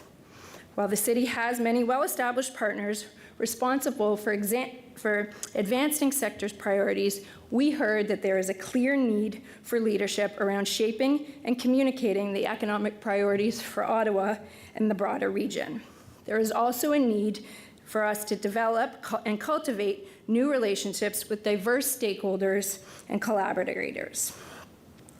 Lastly, and very important, we also heard the need to support and advance the notion of one economic region. So that means working with our partners like La Ville de Gatineau and the NCC. So the next slide just focuses on our next steps. So as I mentioned, we've gone through phase 1 and phase 2. The third phase is really looking at taking all the findings from our themes, what we've learned and what we've heard, and translating them into a meaningful document that will have actions and initiatives to be delivered over the next term of council. And really these actions and initiatives, we're looking for a mix. So some of those that will be practical and tactical, and others that will be aspirational. Following council approval, later this year, we'll begin on an implementation plan and we'll return to council every year with an update. I hope that you have found the key themes resonate with you. I know many of you in this room participated in our consultations, so we thank you for that, and I thank you for your time and attention this morning.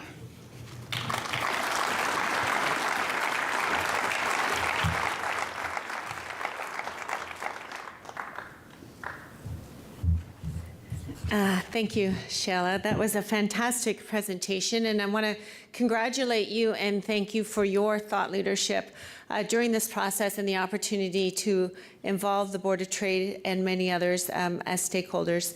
So we're really excited about the early findings for the strategy, and now we're just going to have a little discussion around that with some of our economic partners. So I'd like to invite to the stage Cindy Van Buskirk, High Economic Impact Projects for the City of Ottawa, Catherine Callery, the Vice President of Destination Development for Ottawa Tourism, and Sonia Shorey, Vice President, Strategy, Marketing, Communications at Invest Ottawa. See how those titles are just rolling off of my tongue now?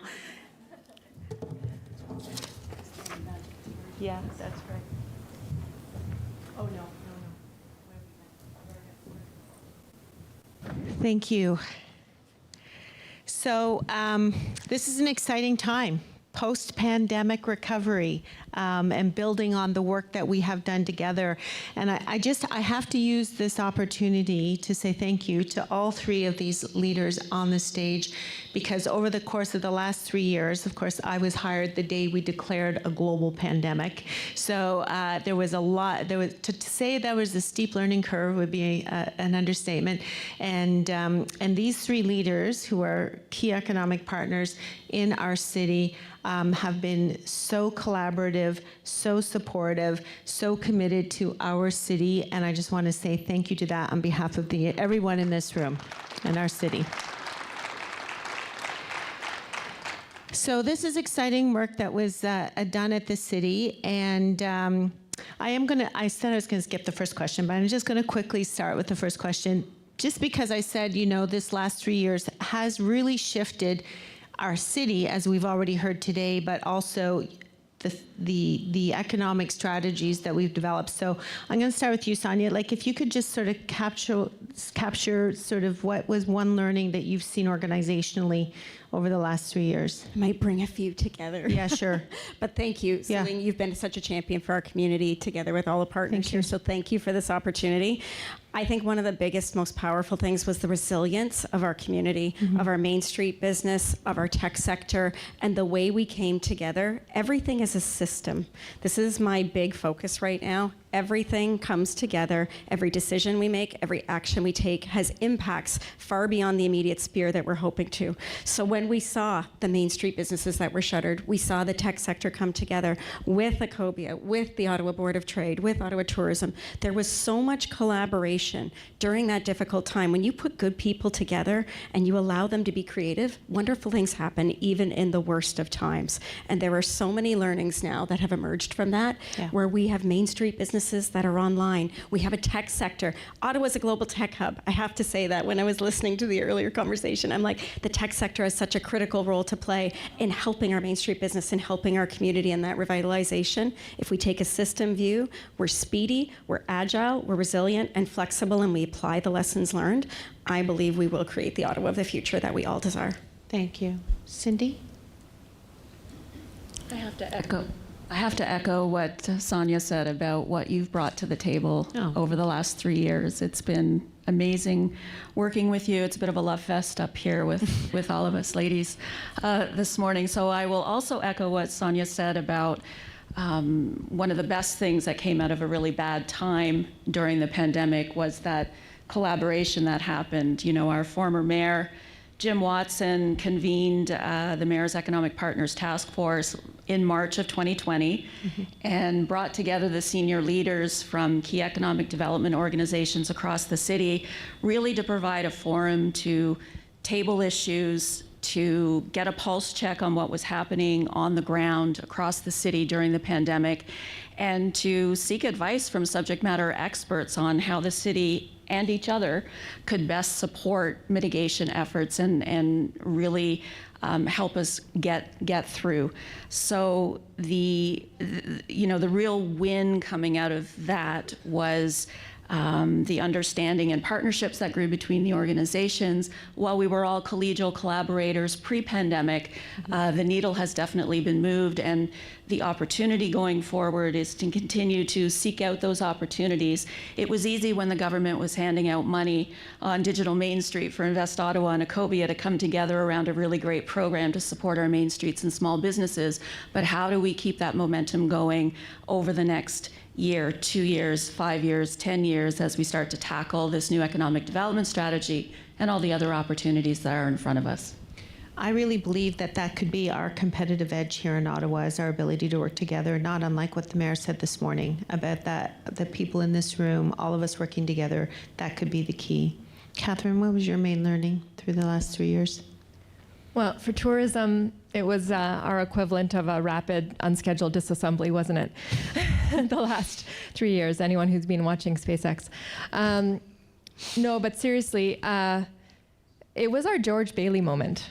It was that moment where we got to see what it would be like from A Wonderful Life, what it would be like without tourism. What is life without tourism? And that was a real, difficult few years for many tourism businesses, but also for Ottawa in general, because tourism is so interwoven into the fabric of this city.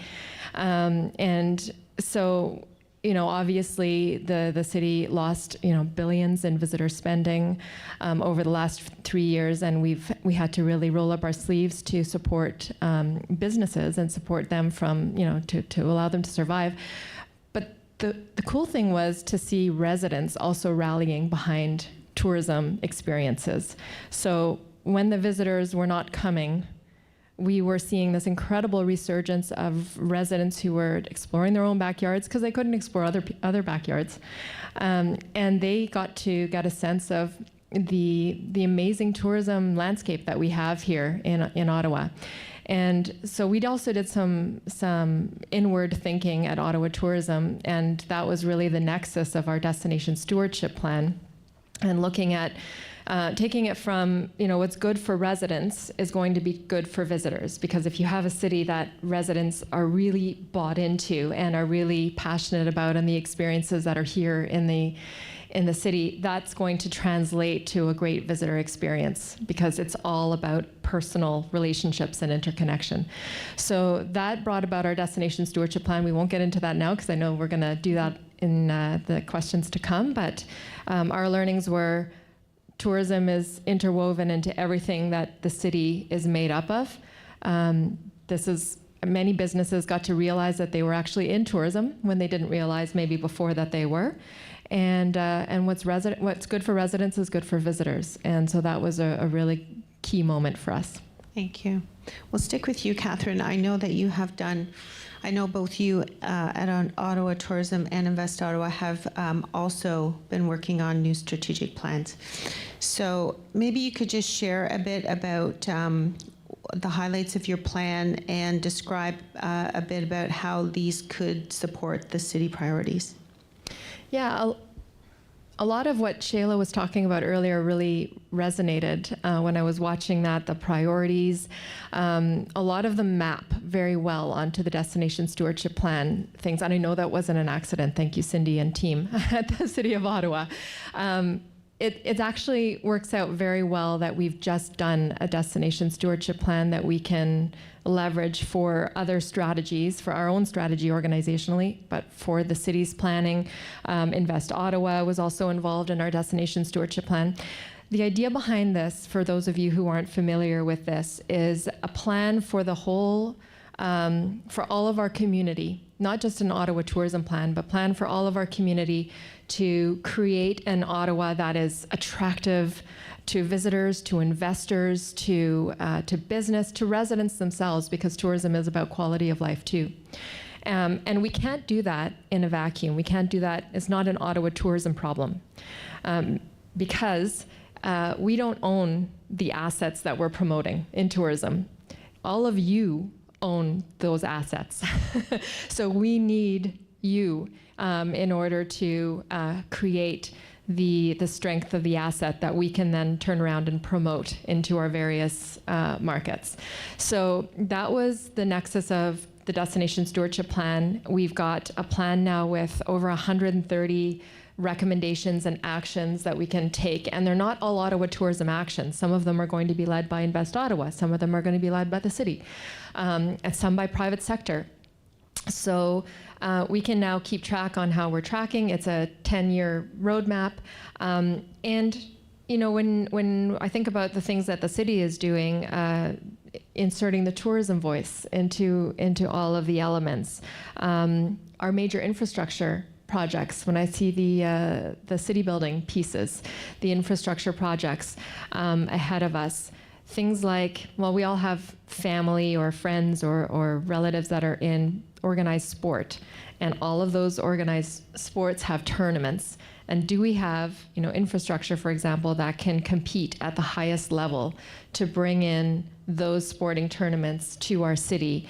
Building that kind of thing and that lens into the economic development plan is really key, because it becomes then an infrastructure piece that isn't uniquely a community asset, something that's nice for our city to have and our residents to have, but something that we can then turn around and put out to the world. It's Tourism Week, actually. I don't know if you know this, but one of the key messages is that tourism is Canada's #1 service export industry. And this allows, you know, having that lens on everything that we do allows us to then turn around and create a service export that is Ottawa to the world, and bring those people in. Thank you for sharing that, and thank you for your leadership. I've always appreciated the role of tourism and economic development throughout my career, but this last 3 years was a real lesson about how many aspects of our lives are affected by tourism and our ability to have the visitor economy grow, not just as the sort of direct relief on our tax base, but also how it opens the door to every other form of economic development. So we're grateful for your leadership in that space. Sonia, how is the work going with the Invest Ottawa strategic plan? So it's been a very exciting time, and just to do a little bit of a level set, I always like to just explain a little bit about who and what Invest Ottawa is. I anticipate most people in this room know that we are the lead economic development agency for knowledge-based industries in the capital, very committed and dedicated to so many of the shared goals you hear about on the stage, about job creation, investment attraction, and economic prosperity in an inclusive world for all. We do 5 key things, and this is where some people just aren't aware of all the different activities and mission mandate we undertake.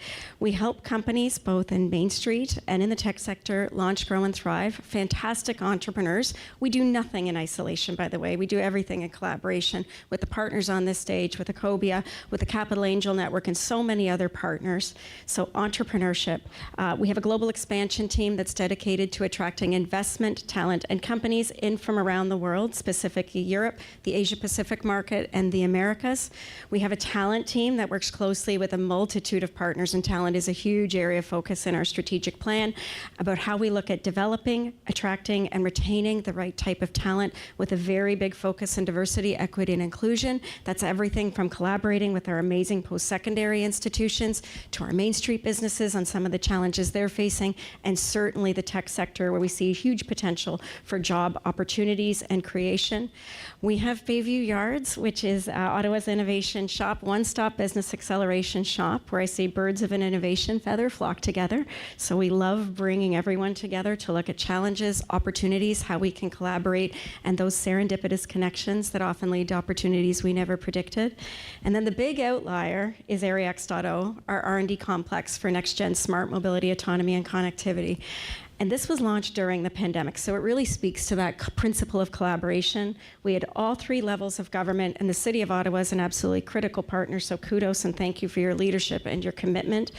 We had 5 multinationals, Ericsson, Nokia, BlackBerry, QNX, Microsoft, and Accenture, our post-secondary institutions, and all kinds of other collaborators coming together to serve SMEs, entrepreneurs, researchers, and multinationals to advance technologies of the future in smart mobility, autonomy, and connectivity. You just heard transportation as one of the key areas that the city is going to be addressing. We have an opportunity. We are the region in North America with the highest concentration of tech talent in the continent. That's ahead of Silicon Valley. That's a huge advantage. If we can harness that together with our small business, with a diversity, equity, and inclusion lens, imagine what we can do with technology for good, opportunity to create a more equitable world, a net zero environment, the opportunity to showcase to the world how collaboration can drive economic development and prosperity for all, not just some. So I'm sharing this because this is really the foundation of our strategic plan refresh. When Michael Tremblay and our team came together in 2017, I think we consulted maybe 2,500 people across the city and got incredible insight that we really tried to put to work. And it's iterative. You always evolve as over time as new situations, pandemics arise, convoys come up. But the opportunity to do a refresh and to build on what we've learned and try and put that into practice. We consulted many people in this room. We've worked together with City on their strat plan, with Ottawa Tourism and vice versa. And really we're looking at some of the moonshots, right? Where can we lead the world?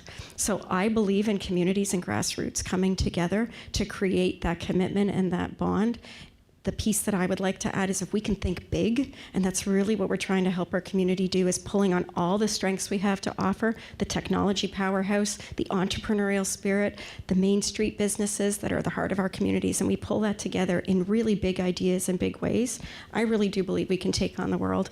So we're looking at areas of moonshot around Area X.0 and how it's serving innovation in a diverse array of sectors, not just transportation. We have a 100-acre smart farm with the support of the city that's leading the way in terms of ag tech innovations that are allowing producers to use less water, less resources, have less negative environmental impact while increasing their yield and their profitability. That's huge. Food sustainability is a major issue. Public safety and security, defense, look at the role that's playing in our world today. Cybersecurity. There are so many ways that we can harness all of the collaborators at Area X.0. And if we attract more companies, we attract more business, we're going to drive more business to our Main Street, and we're going to create more opportunity to attract all kinds of new talent from around the world into our community. So really, we're focused on operational efficiency and productivity, those moonshots and how we drive strategic market opportunity for Ottawa in areas where we can be first movers, put tech to work to drive good back into the community, and of course talent. And that was a really big focus in Shayla's presentation. Only 5% of immigrants that land in Canada come to Ottawa first. That's a problem, and that's something that we want to work with all of our partners to address. We have incredible international student talent at our post-secondaries. How do we keep them here? How do we create those linkages and opportunities, not just through the communities and the main streets that they're living in, but the job opportunities, not to be employee number 8 zillion and one by going off to the valley, but by leading in some of the great entrepreneurial companies that are coming up behind Rewind, NAC, Noibu, The Grocer. These are companies, many of whom are building a triple bottom line. So not just building a great commercial business, building a better world, building a better society, building a better environment. That's happening here. So there's so many advantages. Our strat plan is really looking at those areas of focus and how we work with partners better. I can't emphasize this enough. So all the partners on this stage, many of the partners out here, we do nothing in isolation. We certainly can't do it alone, and we don't have all the answers. We need this entire ecosystem to collaborate with us and find those right ways to bring your vision, mission, mandate to bear as part of a collective that allows us to go after that big vision, those big moonshots that's going to have value and impact through every community in the city. Thank you, Sonia. I don't even know what to say. We need to stand up and applaud every No, time. I know. I feel like that Sonia too. Every time she speaks. There is, well, Michael Tremblay is awesome, but frankly, there's no better representative of Invest Ottawa or what you bring to this collective table than you. So Yeah, thank Sonia, you. thank you. I agree, Cindy. I just want, I love that term triple bottom line. I love it. And so thank you for harnessing such a growing sector for the good of the whole community. And I know one of Michael's favorite sayings is the world needs more Ottawa. And so I think that we have a lot of opportunities there, but on many, many fronts. And I'm not going to miss this opportunity to thank you for the leadership that you've demonstrated for advancing women in our city as well. So thank you for that. Now, all of this requires a tremendous amount of collaboration, alignment. We've already said that there's a possibility for us to use that as our competitive edge. That's challenging, though. It's challenging to keep that momentum going. We had no choice these last 3 years. We were thrown in a room together every 5 minutes to address a new crisis. How do we keep that momentum going? Cindy, I'm going to go to you first, just so you know. How do we keep that momentum going? How do we execute on some of these things and make sure that we're optimizing our collective resources? All great questions. Yep. The first thing I would say is that really economic growth and prosperity are really big concepts. And most people in this room are thinking about how can I leverage an opportunity today to drive revenue to my business tomorrow. And that's because you're business people and that matters. You have employees, you have families. The city takes, however, a broader view of growth and prosperity and what it's going to take to achieve that. And one thing that we have learned and one thing we know for sure is that we are definitely not going to do it alone because we need the partners and expertise to drive the development and the implementation of a vision that speaks to three things: shared priorities, shared values, and a belief that everyone in our community should have equal access to economic opportunity.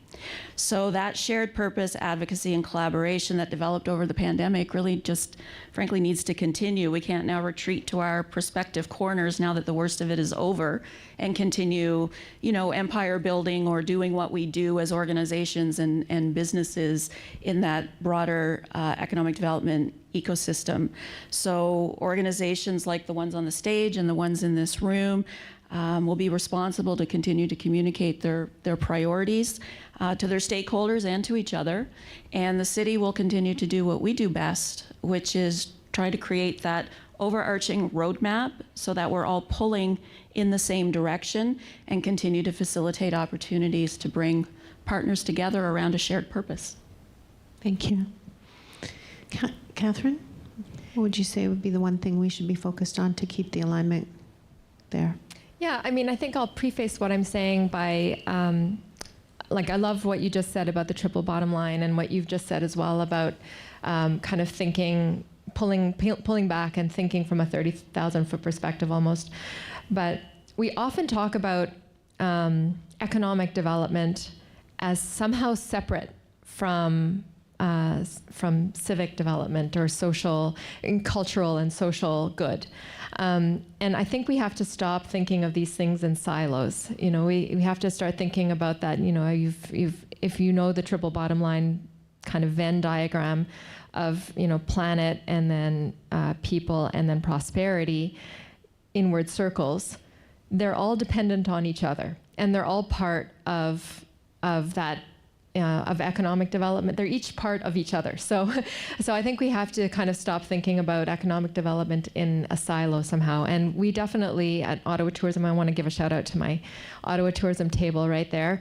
Thanks for being here. And this, this big showing of Ottawa Tourism is kind of a testament to this. Is when we're talking about city building, yes, it's about finding prosperity for our community, but it's about quality of life. It's about bringing everyone along for the ride and tackling bigger problems as well. We saw in Shayla's presentation that there are social issues that have to be tackled, and those will impact bringing in tech talent. Those will impact visitors as well. So all of this is interwoven. It's all kind of a part of the fabric, and we have to start thinking that way. So as far as keeping the alignment going, I think what we've seen right now is that we've all taken advantage on working with each other's plans and kind of building that into strategic plans going forward. And I hear what Mary Rose said earlier about, it's about the grassroots and you can't wait for a big plan to come along. I hear that, I see your token, but I raise you because it's not just about that. You have to have, the grassroots is part of it, but things don't happen without a plan. And if we don't take each other's plans and weave them into our strategic planning and what we do day to day, It's just not going to happen. So the fact that we're doing this right now, Ottawa Tourism has taken the Destination Stewardship Plan and synthesized what it is that Ottawa Tourism can tackle that is an Ottawa Tourism thing. And we're going to work on that on our next 5-year strategic plan. And we know that the pieces that Invest Ottawa feels that it can tackle that are part of that Destination Stewardship Plan are already in Sonia's plan. So as we do that, and as we kind of include our planning in our overall processes and stick to our plans, we're going to get there.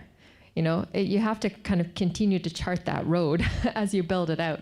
And yes, the grassroots is going to be a critical part of that as well. And you want to make it a little easier to do unusual things. And all of those things are great concepts around city building, but it has to be multiple approaches, and the planning is a part of it. I agree. 100%. And I think Mary meant to say that too, but not to leave the grassroots behind, but 100% we need a plan. Sonia, one thing that we can do to keep the alignment strong? I think that shared vision where every individual, team, organization, and community can see themselves and has an opportunity to contribute in a meaningful way that builds on their individual vision, mission, and mandate and contribute to something bigger that's powerful, where they see a real impact, where they can see their individual contribution and the outcomes that we're achieving. I think that would be very powerful, and that requires continued communication, collaboration, and understanding that we're never going to get everything right from the get-go, that we're always going to need to take the learnings, pivot, apply them, take more feedback, get that diverse perspective that adds so much competitiveness. If we can commit to those guiding principles and have something where everyone sees themselves, we're going to get that critical mass action. And I honestly believe that's one of the big differentiators in terms of actually driving prosperity. If you have everyone rowing the boat together, even if they're bringing something different to the table, and they always will, it's like a meal that gets made. When we sit down to dinner, there's many parts of the meal. Everyone has something to contribute. And I think one of the things that will help us get there, the relationships that were built through all of these collaborations. So I'm looking at this line of panelists. I'm looking out, at Michelle and the team at Ecobia, and Jennifer Francis is here from Capital Angel, I think. These are people that relationships have gotten so strong over the last 3 years. I can see us coming together on holiday weekends, building out the plan for the Downtown Ottawa Business Relief Fund. That, by the way, was launched in a ridiculously rapid amount of time. The Digital Main Street program, which was assembled in something like 3 or 4 weeks, that engaged every single person on this stage and so many other partners. They were formed by blood, sweat, and tears over all kinds of hours outside of the normal business workday. Like, when you come through the trenches with people, you never forget, and you're there for each other. And I see this as the seeds that we can build on and help others to inspire more of that same behavior. There is strength in this ecosystem now that was not here 3 years ago. No one would choose to go through the pandemic, don't get me wrong, but good things came out of it. There is strength that came from it, and I often say this, that we learned a lot of lessons through the pandemic that we can leverage for the future, and one was to prioritize progress over perfection. We saw people turn stuff around, all of you included, and every level of government, that they would never otherwise have contemplated being able to do. So we can use that to be more action focused, because I think that there is an urgency to where we are in Ottawa right now and what we have in front of us in terms of opportunities. So if we use that as a foundation, the ability to work together, I think we'll get there. We're going to maybe take maybe just one time for one question. If we have any questions from the audience for any of our panelists at all. I know they covered it off so well. Where are we? Oh, right, Jennifer? We have Amanda coming.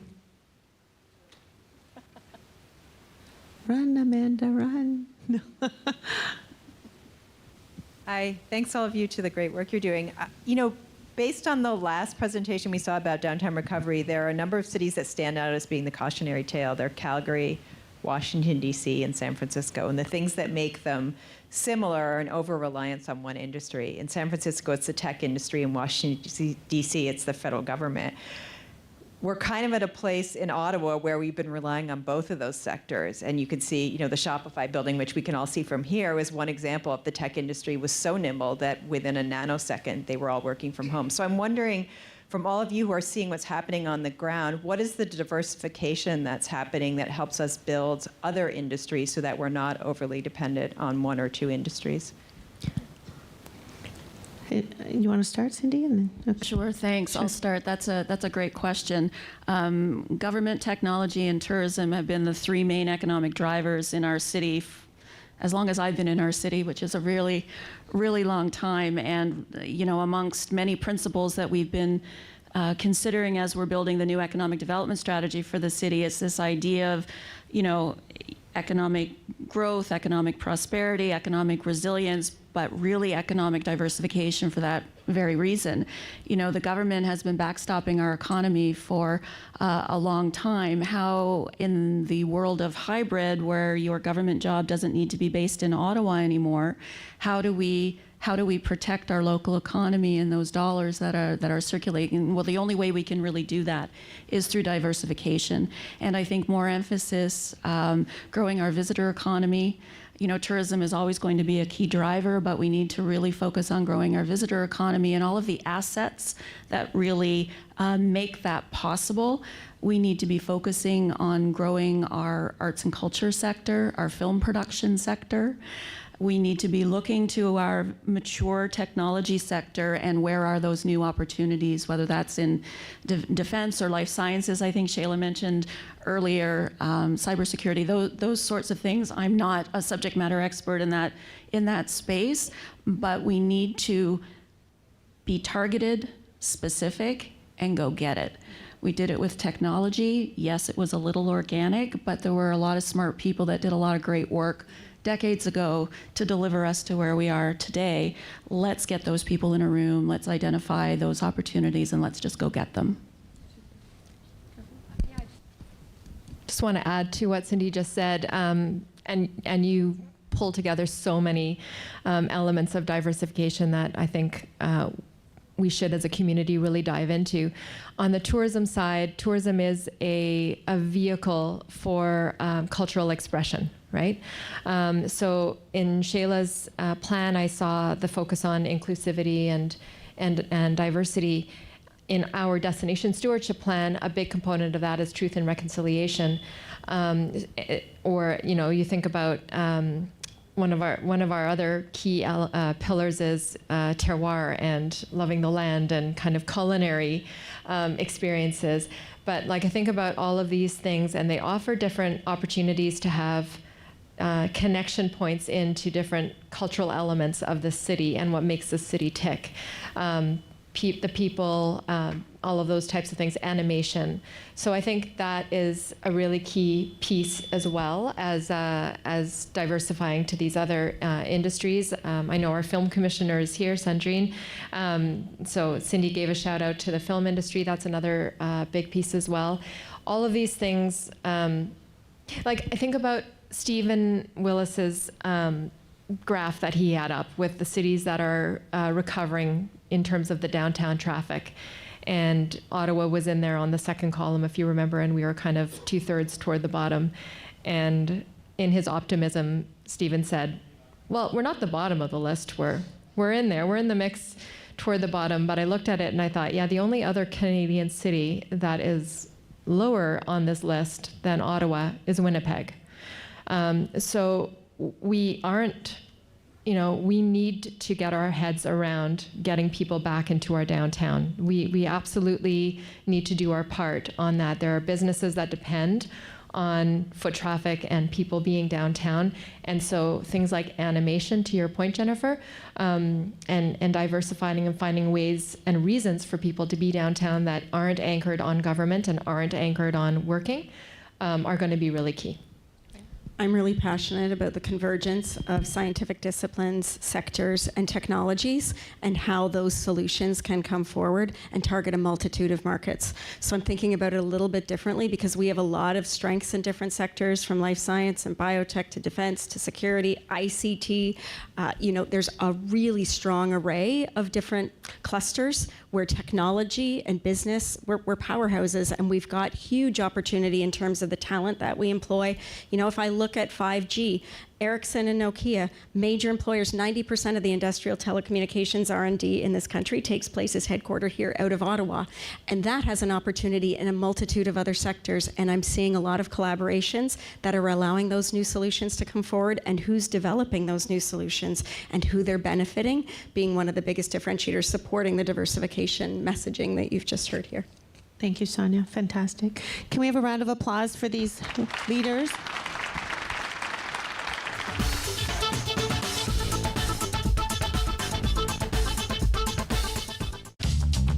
This program is brought to you by Ignite TV. Now you're in command. Visit Rogers.com for more details.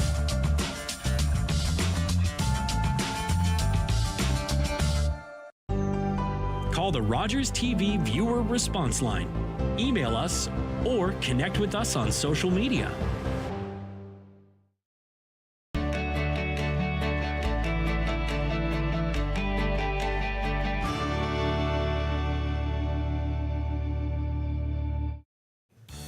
I'm Derek Fage, and I encourage you to join me each and every weekday at 2 p.m. for an edition of Daytime Ottawa. We will share with you some fabulous stories, inspirational stories, and of course, recipes from local chefs. We'll tell you about some wonderful musical performances, introduce you to local businesses and charities, and so much more. Join us here on Daytime Ottawa at 2 p.m. weekdays with repeats at 6 and 11 p.m. Play 4 games of bingo from the comfort of your own home each Monday at 7 p.m. for your chance to win money from our $2,000 regular bingo or $5,000 super bingo night. Kiwanis TV Bingo Mondays at 7 p.m. on Rogers TV.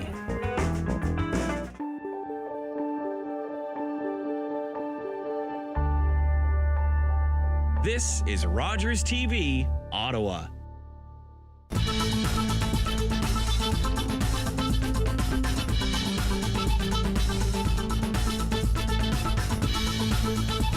And the format for session 3 will be 3 components: a short presentation, a quick panel, and then a Q&A to you. Will lead up to lunch, which I'm now estimating will be around 12:20. So we're leading up to lunch. After lunch, we'll hear from our keynote and finish the day with a great big bang talking about high impact economic projects. There are many great companies that line up to support today's event and make this possible. One of them is the Regional Group, which of course is a leader in real estate in the National Capital Region. Really is a remarkable company working in different facets of the real estate. I want to point out that Senator Gordon and Tal Scheer, where are you guys? I was just chatting with you in back. There you are, right there. So thank you very much for supporting today's event.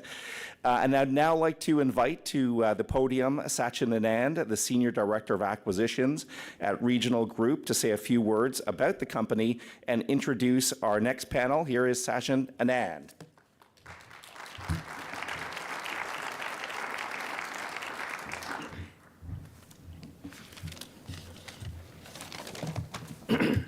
Thank you, Michael. Hello, and thank you for having me here today at the City Building Summit. As Michael mentioned, my name is Sachin Anand, and I am the Senior Director of Acquisitions at Regional Group. Regional Group is a private, family-owned, vertically integrated real estate investment, development, and management firm focused in and around the Greater Ottawa and Gatineau region. Established in 1958, 65 years and into its 3rd generation at the helm, Regional Group has grown into one of the most recognized and respected real estate platforms with over 250 employees, and an extensive network of public and private sector relationships. We have a gross development pipeline of over $5 billion in projects in various stages of development across Ontario, Quebec, including commercial, residential, and mixed use. The company's service platform is managed by a team of industry leaders with demonstrated experience in land, housing through EQ Homes, commercial and multifamily development, in-house leasing, asset and property management, construction management, and tax and valuation advisory services. It truly is a full spectrum of services. Regional's home building division, EQ Homes, consistently creates visionary, award-winning communities which lead the way in home innovation and sustainable living initiatives. While being born and raised in Ottawa, I had the opportunity to live in different cities around the world for both part of my work and university careers. I attended McGill University in Montreal. I studied abroad at business school in France. I worked in investment banking in my initial years in London, England, and Manhattan, New York in investment banking. I love to travel have been to over 40 countries. I'm not embellishing when I say this. Ottawa offers one of the world's best, well-rounded quality of life I've seen around the world. It was reasons like affordable home ownership, access to employment, access and cost of healthcare, transit and commuting options, family life balance that brought me and my wife back to Ottawa. Not to mention we are relatively spoiled with plentiful fitness and outdoor options, whether you're a skier, a golfer, a camper, any direction, north, south, west, east, you can get it in pretty much 30 minutes. I've known Regional Group and EQ Homes since my return to Canada in 2009. They were a client of mine for over 14 years as a commercial lender here in Ottawa. They have always been master planners and have a long-term holistic view on their developments. They create a true sense of community. There's a heavy focus on mixed-use communities where you could live, work, and play. Our developments garner a lot of thought into how we create community engagement through development of a community concept that includes many housing options, transit options, access to schools, access to healthcare, seniors and long-term care, spaces to congregate, such as rooftop patios, lobbies, working space in your condo, as well as proximity to city parks, green space, blue space being water, recreational facilities, gyms, and city facilities, as well as day-to-day amenities such as retail and employment. I think I've got the clicker here. All right, so this is an example of two master plan communities that I wanted to present. The first one being Greystone, which is a brownfield infill on Main Street next to St. Paul's University. We're, I think, year 10 into this. But you get an example of the many components that are in here, talking about different housing options, condos, apartments, single-family homes, towns, long-term care facilities. So there's a good mix of options for people to age in place and not have to leave a community once they've built a sense in that community. The second one is something I found rather unique when I came across Regional, was master planned industrial and employment parks. This is a 170-acre master planned employment park that's now home to Amazon, Costco, Tomlinson headquarters, as well as car dealerships. It's an auto park, and then there's retail amenities to suit. It's not done, and there's more to come in this site. Can I somehow go back? There we go. So quite simply, our development philosophy relates quite strongly to community and quality of life. Our legacy is your future. That's kind of the motto between how we approach our developments and our long-term view on the communities we're creating. On behalf of Regional Group, we are proud to be a sponsor of this year's City Building Summit. A key emerging trend post-pandemic highlights what cities can do to protect and enhance quality of life as a key economic driver. Attracting families, investment in talent is based on affordability, access to housing, quality transit, and commitment to healthy outcomes. These elements of community prosperity continue to evolve. Our next session invites experts on these matters and where we were and where we should be going to build an inclusive and sustainable community. Please welcome Dr. Vera Etches, Medical Officer of Health, Ottawa Public Health, Katie Burkholder-Harris, Executive Director of Alliance to End Homelessness, Jason Burgraff, Executive Director, Greater Ottawa Home Builders Association, and Jennifer Armstrong, Program Manager, Transportation Policy and Network. And to moderate this panel, please welcome back Michael.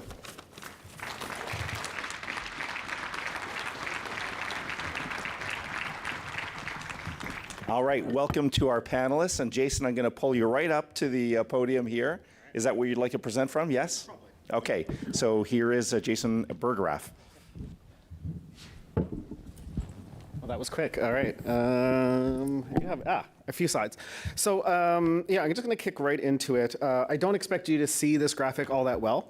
What it does lay out, though, is kind of the segments when we talk about a housing continuum. And Katie knows this very well. We know we go from emergency shelters to transitional housing to supportive housing to affordable housing to market housing. The reason why I like this particular graphic is Other ones that do sort of the same sort of thing between on the housing continuum separate out rental and home ownership. And it makes it always look, because of the way they sequence it, it always makes it look like rental is lesser than home ownership. And for various reasons, which will become apparent as I go through this, there's going to be a lot of talk about rental supply today, or at least from me. So I like this setup because it shows that that should be on an equal footing. And very often when we talk, and even when people talk to me, and so a home builders association, they ask, oh, just low-rise homes. I'm like, no, like an apartment is a home. Like people live there, people sleep there. And we often, I want to try to change part of that conversation of the rental being, a legitimate home that we present. And I think that's important for the city moving forward overall. So I often talk about housing supply and the housing deficit, and I get asked, well, what are the real numbers? So Will Dunning, who is a housing economist located in here, I think, actually, went back and looked at our population, our household demographics from 2006 to 2021. And what he said was, overall, we should have built 24,000 more homes than what we did over that 15-year period. I've given out the breakout of ground-oriented homes and higher homes. He actually said there was actually a bit of a surplus demographic-wise on your mid-density stuff. But overall, I think it's really important to say, what's the state of housing right now? We all know that we don't have enough housing. Here is, an actual graphic or an actual, statistics that show what the hard numbers are, and really even 2 years ago what the hard numbers were. So when we're talking about housing supply, we're really starting off on the wrong foot. We've got to catch up a lot on what the housing supply really is there. And it's, it's critical to understand the deficit has been building up over a long amount of time. It's going to take quite an effort to get that, to fulfill that, and fill not only the stuff that's coming in the future, but of course the stuff that we have now. So I talked about rental, and so I want to really focus on that for a moment. And as part of Will's work, he showed, okay, we've built 25,000 new high-density units in the city, but in fact, we should have built 31,000. So it really, again, shows Ottawa's kind of always has a small town mentality, a low-rise mentality, but in fact, it's kind of not, if we want to provide a sufficient amount of housing that we need for our population, it's not where we need to be. And I'm going to elaborate a bit more to the future as I see that going forward. But Will also feels that we need to move, about 25% more housing up on the high density tower side. So why am I talking about supply and quality of life? And the reality is, every segment on my first panel on affordable housing, transitional, rental and home ownership, every single one of those segments has a deficit of supply.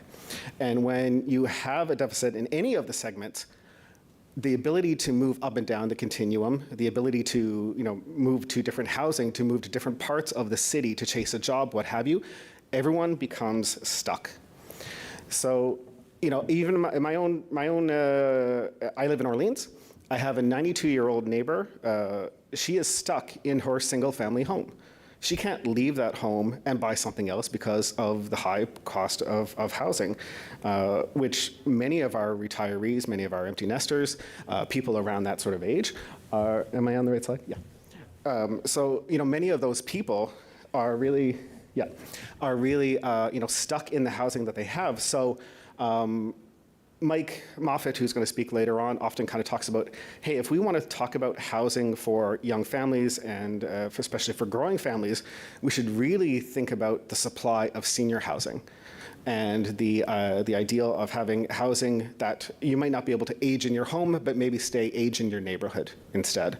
And the opportunities that will be there for that that's what we really need to kind of push to in order to free up those single-family homes for the families that need them overall. I can't quite see the rest of it. I think I've pretty much kind of covered the items there. As Katie will probably go into a bit more of the idea of inadequate and unaffordable on the supply side of things. That's kind of the tip when we think about in inefficiency there's not enough supply of housing, on the lower end scale, on the affordable and what have you. We tend to kind of think of it like that, but in fact, we're all kind of getting there. If you're thinking about selling your home, unless you're going to move out into other areas, you're really looking at you're not looking at any windfall for a nest egg for your retirement moving forward. I'd be remiss if I didn't talk about a little bit about economic development, making my play to be on a second panel maybe next year. 40,000 jobs, 2.5 million in wages, 5 million in economic activity. Really a key consideration, and you saw this in the Board of Trade's municipal campaign of how important housing supply is to attract and retain talent.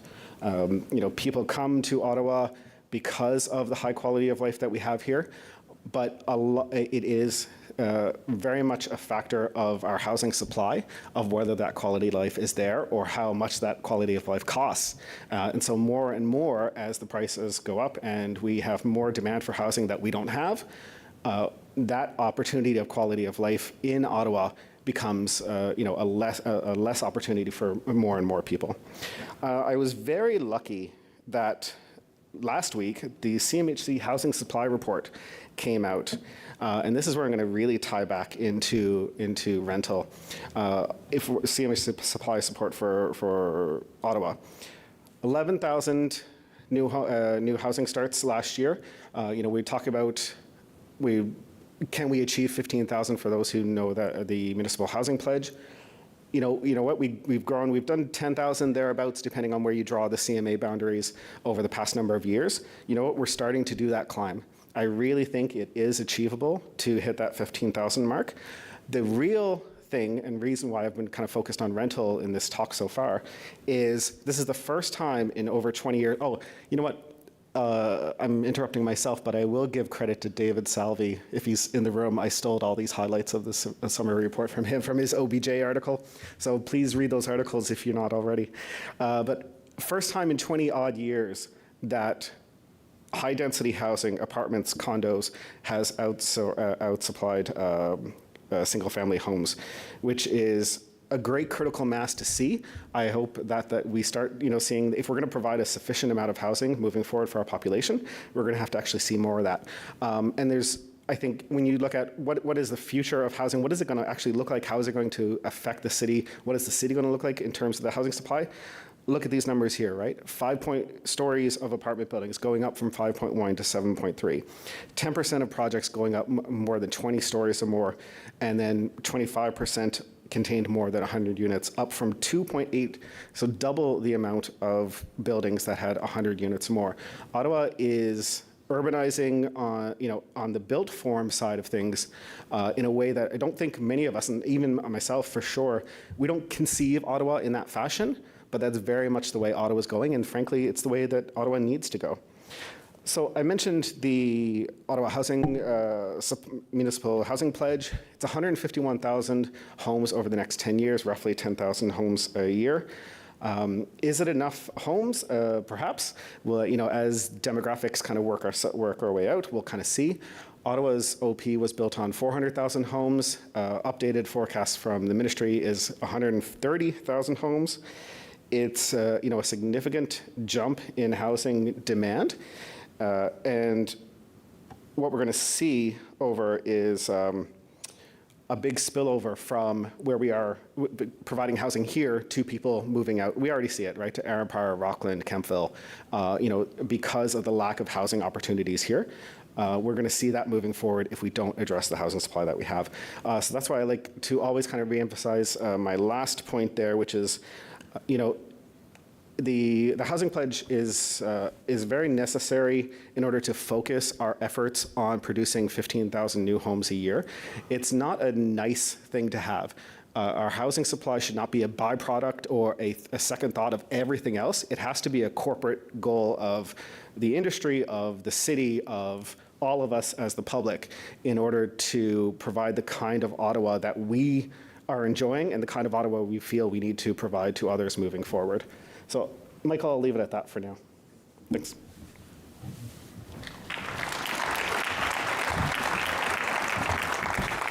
Thank you, that was Jason from the Greater Ottawa Home Builders Association. Next up, we talked about homes. Now let's talk about people without homes.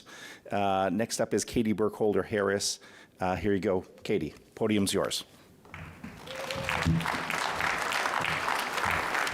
Thank you, and I'm very glad that I don't have slides because basically they'd be the same as some of Jason's. If we are talking about ending homelessness, we are talking about affordable housing. And I want to start by just sharing a little bit about the Alliance. I'm the executive director of the Ottawa Alliance to End Homelessness. We represent 70 different agencies who are all working in the housing homelessness sector in Ottawa. And a lot of our work is advocacy and public engagement based, but increasingly our work is a focus on nonprofit housing. So a key thing to know that I think sometimes we don't all hear or know about from the past, but homelessness is not inevitable and it has not always existed. It's a relatively new phenomenon brought about largely because we stopped building new, affordable, nonprofit housing. Prior to the 1980s, Canada was building about 20,000 units every single year of purpose-built nonprofit rental. But by 1993, the federal government stopped investing in that entirely. While there are many factors that contribute to homelessness, there really is only one single thing that all people who experience homelessness have in common, and that is the lack of a home. While mental illness, trauma, and other challenges can certainly play a role, it's critical to remember that these issues have always existed, but homelessness has not. In Ottawa, almost 7,000 people stay in emergency shelters every single year. This includes 1,100 families who are staying in motels, which is costing us $3,300 a month per family. For people that are stuck in shelter and want to be in our community, they want to be thriving. And I think it's really important to know this is because there are no affordable housing options available, and we didn't get here by accident. Homelessness sits at the extreme end of the housing spectrum that Jason showed you. And I would say on the other end of that is not just home ownership, but it's housing as an investment asset.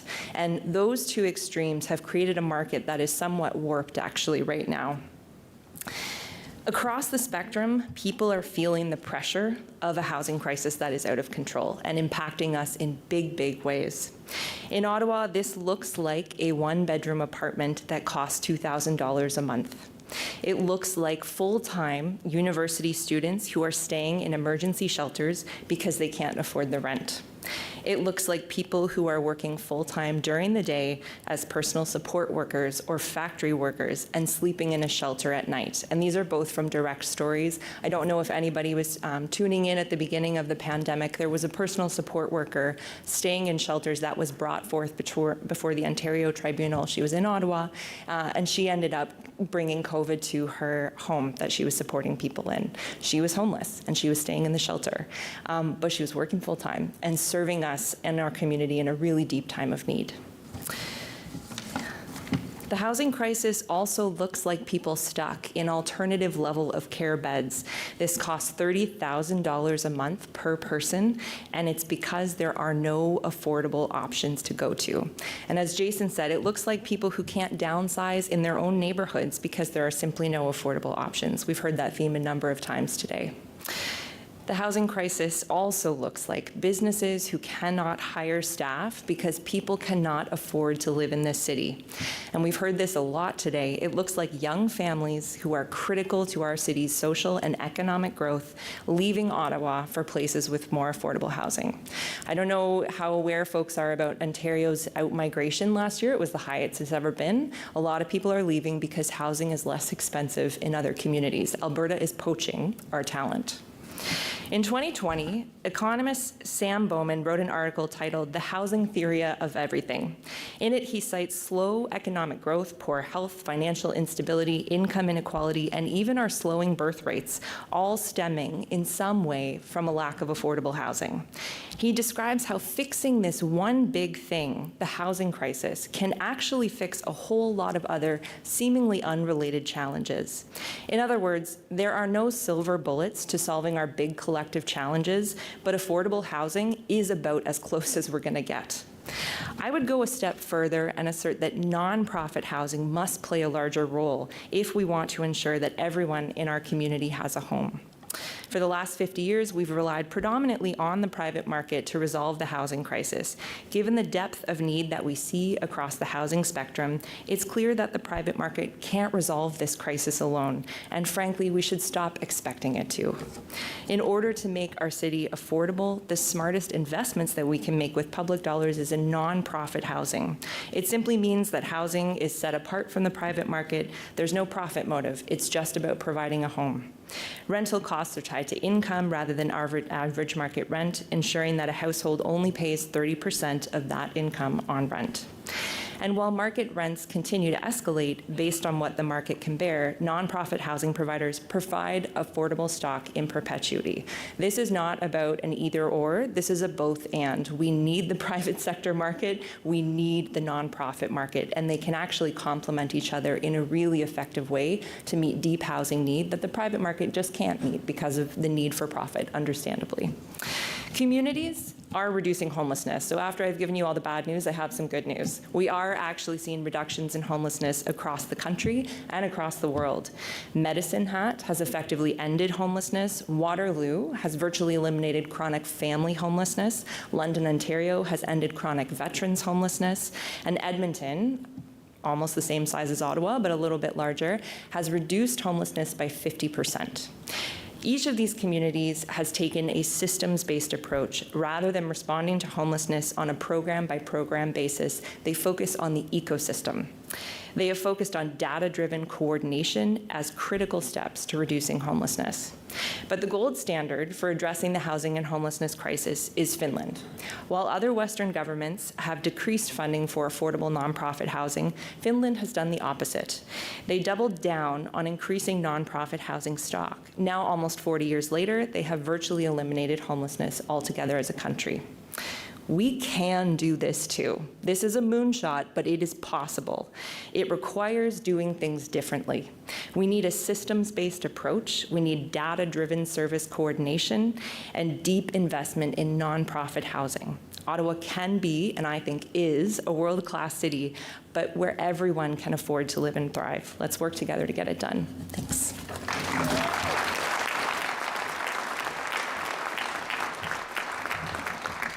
Another fascinating presentation. Thank you so much, Katie. Next up, I'm going to call Jennifer Armstrong, who's the Program Manager of Transportation Policy and Network at the City of Ottawa. Here's Jennifer.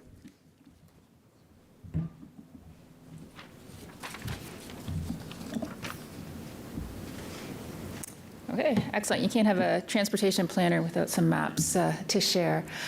So I'm here today to bring a mobility perspective to the quality of life conversation.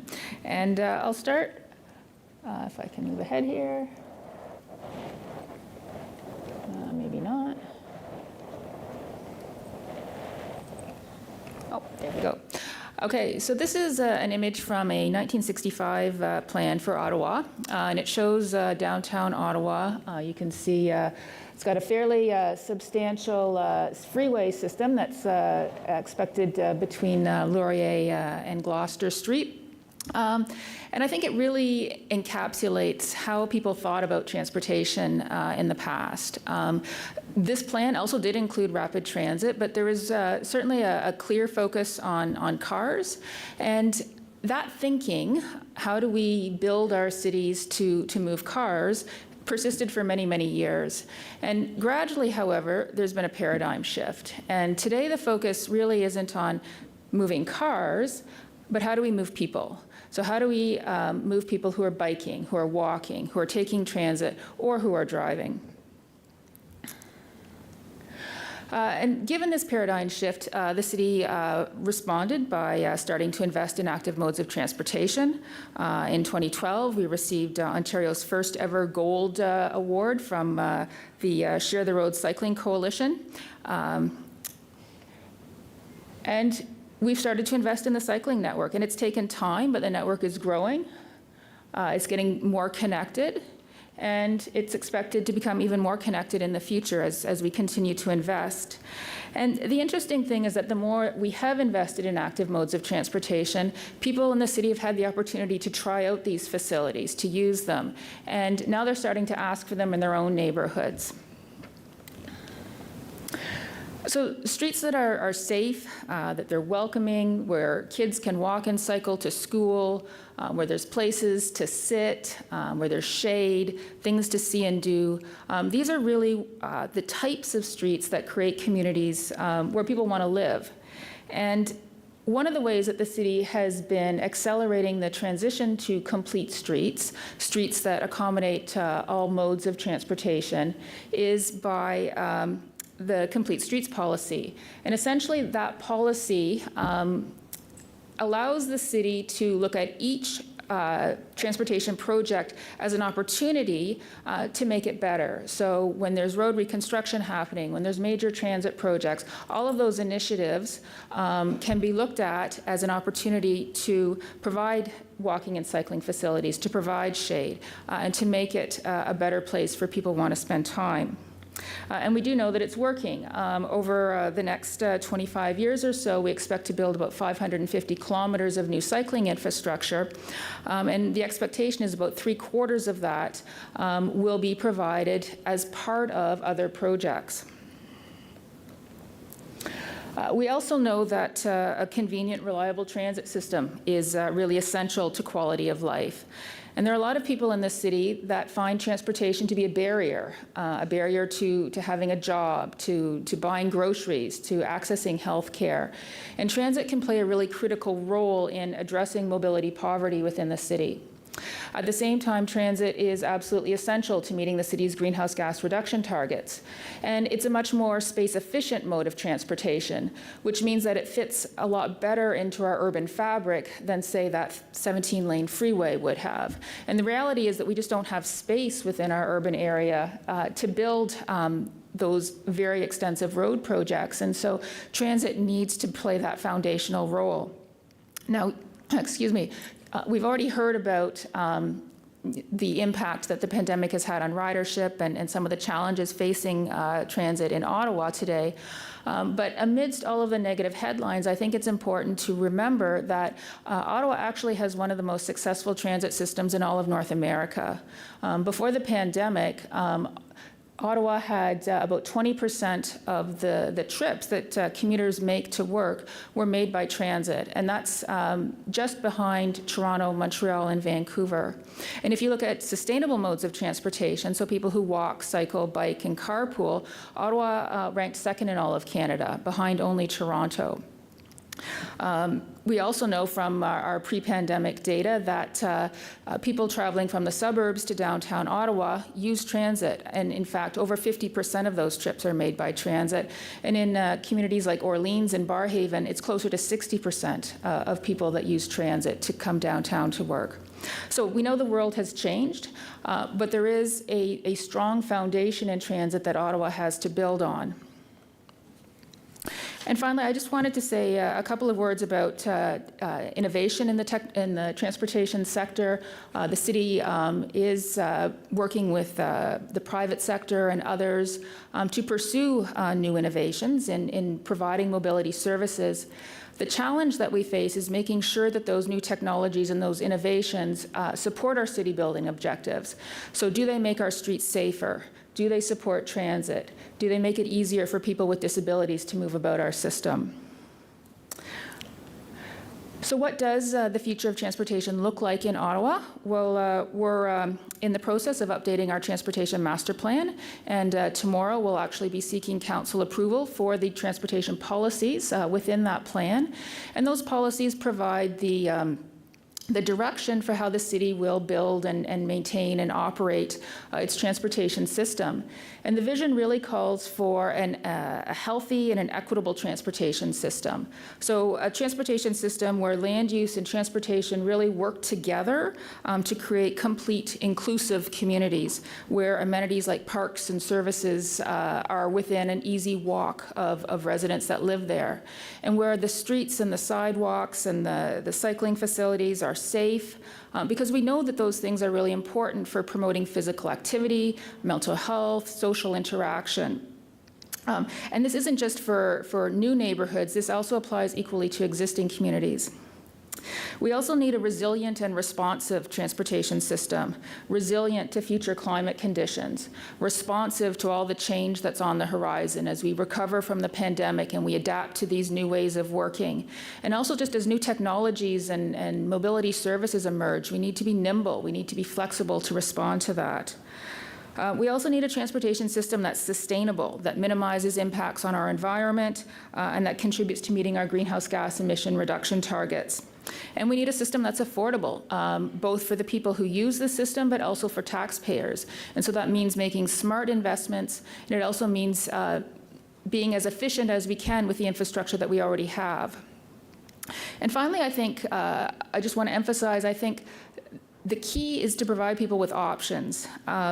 Options that are safe, that are reliable, that are convenient, options that leverage the new technologies that are on the horizon. I think in the end, it's these new, putting more of a focus on the options that are available to residents, that's how we can achieve a high quality of life in the city, and that should be the focus and is the focus in our transportation master plan. So thank you.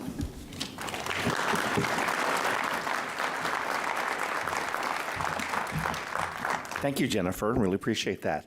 And now we're going to talk health. And who better to talk about health than Dr. Vera Etches? Please welcome her now. Thank you.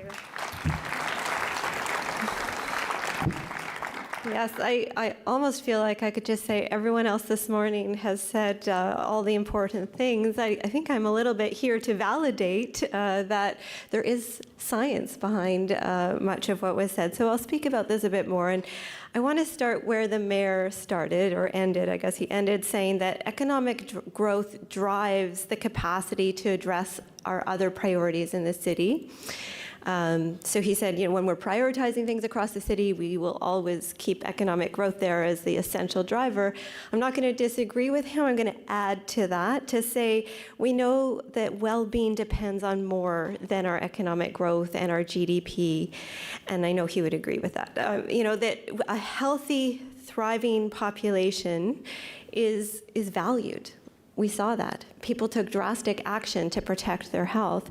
We also know it's a circle, it's linked, it's mutually reinforcing, that a healthy, thriving population is in fact needed for economic growth and for a thriving economy. And I do want to pause here just because I have a room full of so many people who led through the pandemic, led your workplaces, your organizations, in your communities. I just want to say thank you for all those actions, those difficult things you did to protect the health of people. It is significant, and I know the impact is enduring. We've heard it over and over this morning. And we've learned. So we appreciate that. And so what I want to say about how we build up Ottawa is that your decisions, the things we've talked about today, absolutely affect the health of people. And housing is one of those very fundamental determinants of health. It is pretty hard to be healthy without a home. And we see that in mortality rates, we see that in infectious disease transmission, invasive group A, strep as back, and over 50% of the cases are among people who are homeless. There are real measurable things we can see. Green space and the way we build parks and the way we have access to trees, this actually, you can look up the science, it affects our mental health. We do better when we have trees around us in terms of our mental well-being. The way we build our transportation systems and our neighborhoods to be complete, that makes the healthy choice, the easy choice, when you have the things you need to get to within a 10 to 15 minute walk. That 10 to 15 minutes, 2 or 3 times a day, actually adds up to meeting your daily physical activity requirements to avoid chronic diseases like diabetes and hypertension and even cancers, right? Physical activity is so important, and it doesn't work to tell people, go to the gym. You have to build it into our lives. And we can do that. This is what you're talking about. So I just keep going. It's great. I think there are other things that were mentioned today. I want to also underline, extremely important for health, the social connections. And again, this was so tough through the pandemic, but people's health can be affected by social isolation even as much as smoking. And this is striking in terms of the impact on well-being. And the way we build, again, can connect people. It can create opportunities for that social connection. It's so important. So that's the piece about health outcomes and what you're talking about. The other thing I wanted to say is that, and it's been brought up, we are all connected. We saw this, we can think about it from the infectious disease point of view, but we saw it in terms of solutions and well-being in general, that we can't thrive unless everyone has the opportunity to have their basic needs met and do well in our city. And we see this is actually quite systemically the case that some people are denied opportunities. And this, in going forward and creating solutions, needs to be deliberately part of how we plan and tackle and build solutions, is to build those relationships with communities that are systemically denied influence and access to solutions. Indigenous populations know what they need to be well. We heard so much through the pandemic about the solutions for Black health. People have ideas and they know, and they need to be part of conversations. I think the thing I want to end on is, again, how much we have strengths in our city. I was just reading our new health status report on how's our city doing is coming out in June, and I was looking at it. We are doing better than Ontario on self-reported health. Actually, 67% of adults in Ottawa do meet their physical activity guidelines compared to 55% in the rest of Ontario. That's a big difference. And part of it has to do with our environment, our natural environment, the investment in pathways and parks. But you know who doesn't have as much opportunity for physical activity is when we look at it across, it's people with lower incomes. And so I think it's specifically where we need to look at what are the opportunities for people with lower incomes. And as we build, investing in the public realm, in amenities that everyone can enjoy regardless of income, helps everyone, but it also addresses some of those barriers. And so again, I just really appreciate those who spoke just before me on this panel. We do need public and private and nonprofit sector solutions. And what I want to be part of, I'm very excited about, is that if we set out common goals that go beyond just the profit, that go into what are our quality of life goals for the City of Ottawa. What do we want to achieve? Let's measure more than the number of houses built. Let's measure more, around, is Ottawa delivering the quality of life, the healthy outcomes, the thriving places that we need? And Ottawa Public Health, that's the organization I lead, Ottawa Public Health lead, is redoing our vision. It's not that often that a public health agency says, oh, we're really going to aim for something different. But we are. We're adding a word, places, into our vision. So typically we've been about all people in Ottawa, are healthy and thriving. We are now going to be about all people and places in Ottawa are healthy and thriving, because it is the places where we live, the physical environments we experience, and the social environments we experience that determine our health. And so I really am excited to work with you. We're here to partner on especially measuring those health outcomes of the work that you do and how we build our city. So thank you very much.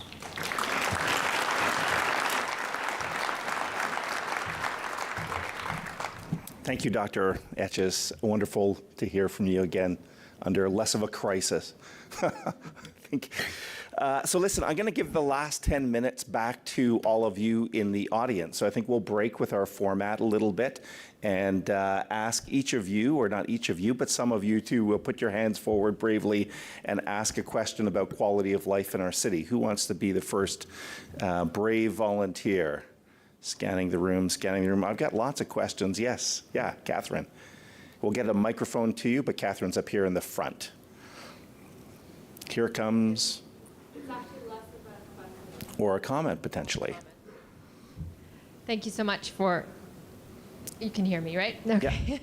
Yeah. For your presentations. It's more of a comment that a lot of what you're saying in terms of social health and well-being is absolutely plugged into branding. And so that's like that's the whole idea about how everyone in this room and everything that we're doing here is we're all connected in terms of the city building aspect. But Dr. Etches, when you're talking about Ottawans, being above the median for Ontario in terms of meeting our physical activity requirements, that is something that when we did our extensive research for the branding work that we were undertaking for Ottawa tourism and the Ottawa brand, we discovered that Ottawa tops the charts in terms of the urban places in Canada in terms of outdoor activity and recreation opportunities, and that we are an incredibly active city. And the branding taught us to think about the market of other active travelers and how that would intersect very well with the Ottawa brand, because we have the things to offer to them that they're looking for. So I just wanted to say that the brand, the economic pieces, it absolutely intersects with what you're talking about. There were a few other examples, and I can't think of them all now, but thank you very much, because I think it just underscores how the work that you're all doing and the work that private sector is doing and high tech and tourism and all these other things is all connected. Dr. Etches, a quick comment on that. So we have the evidence of a physical layout, wonderful outdoor pathway system. I think, as you indicated, that is, you believe, playing into making Ottawa healthier. Yes. It'll come on. Just keep speaking. They'll get it on. Yes, it's when people have the ability to be physically active in their daily life. That's what makes the big difference.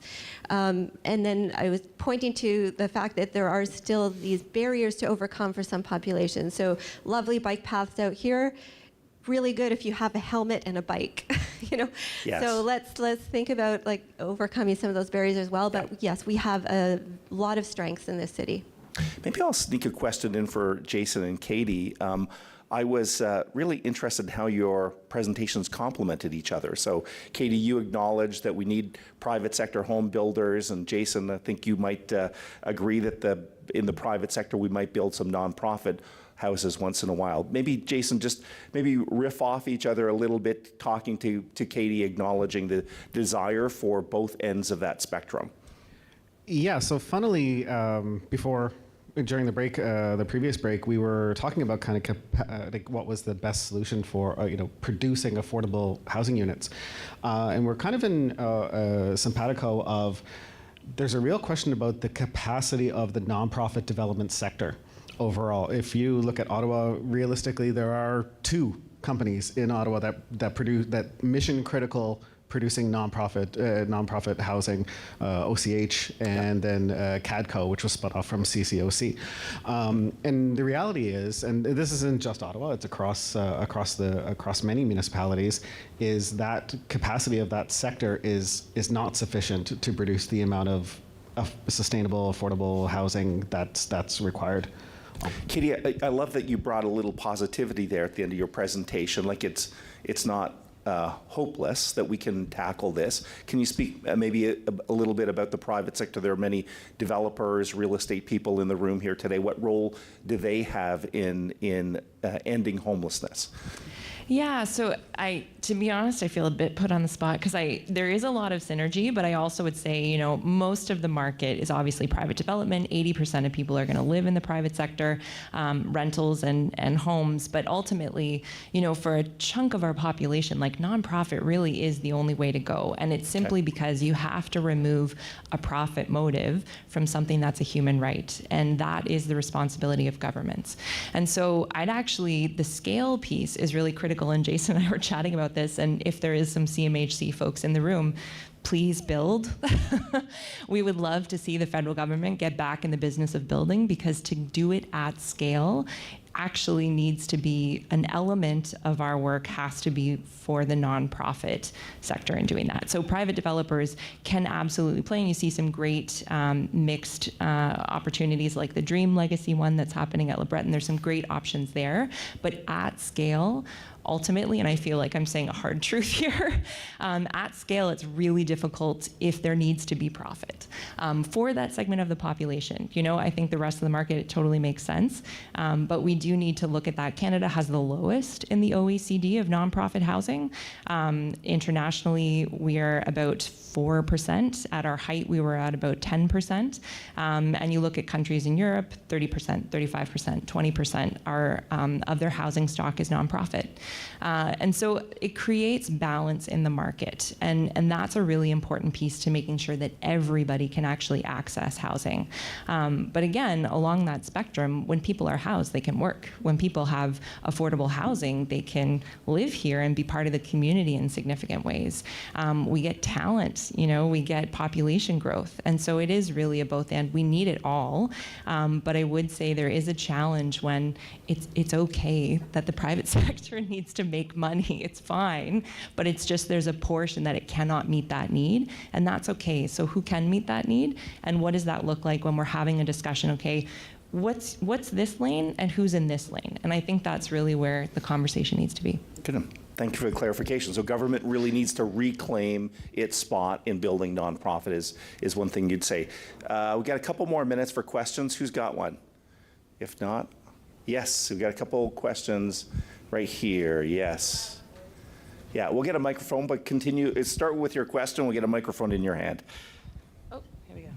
Hi, I'm Natalie. I proudly represent Vanier here at the table. Thank you to all of you for your leadership. My question is this. I hear a lot of things today that are really great ideas.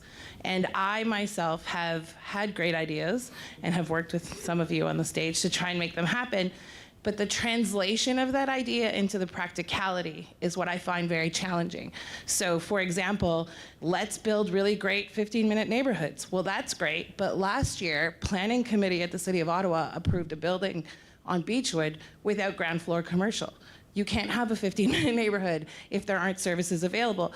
So I'm wondering if you know of best practices or cities that are thriving in translating that idea into the practicality, because the challenge in Ottawa is not just the municipal government or the provincial government or the federal government, but the fact that all of them play together and depend on each other, and all of them have plans, and they don't always speak to each other. And so what happens is that we get stuck in this great idea, not doable. So I'm wondering, I'm literally looking for solutions. Katie, we'll be talking on Friday, but I really am looking for solutions. And anyone, Natalie specifically, Jason or Katie, who would you like to address that? Well, Dr. So it's clearly out of my area of expertise in terms of public health medicine, but I have been working with Inga Rosendahl, who's a health planner within Ottawa Public Health, and what I understand from her is that it does matter how the city's official plan is written and then translated into, see, am I getting this right? Translated into the community level plans, and even how each site plan is reviewed. So I'm going to stop there and pass it over to those who know more about that process. That was really good. Yeah. No, that was pretty. Keep going, Jason. Keep it rolling, and we'll go back to Katie then. Or Jennifer. Yeah, that's okay. That's what this is about. Go ahead, Jennifer.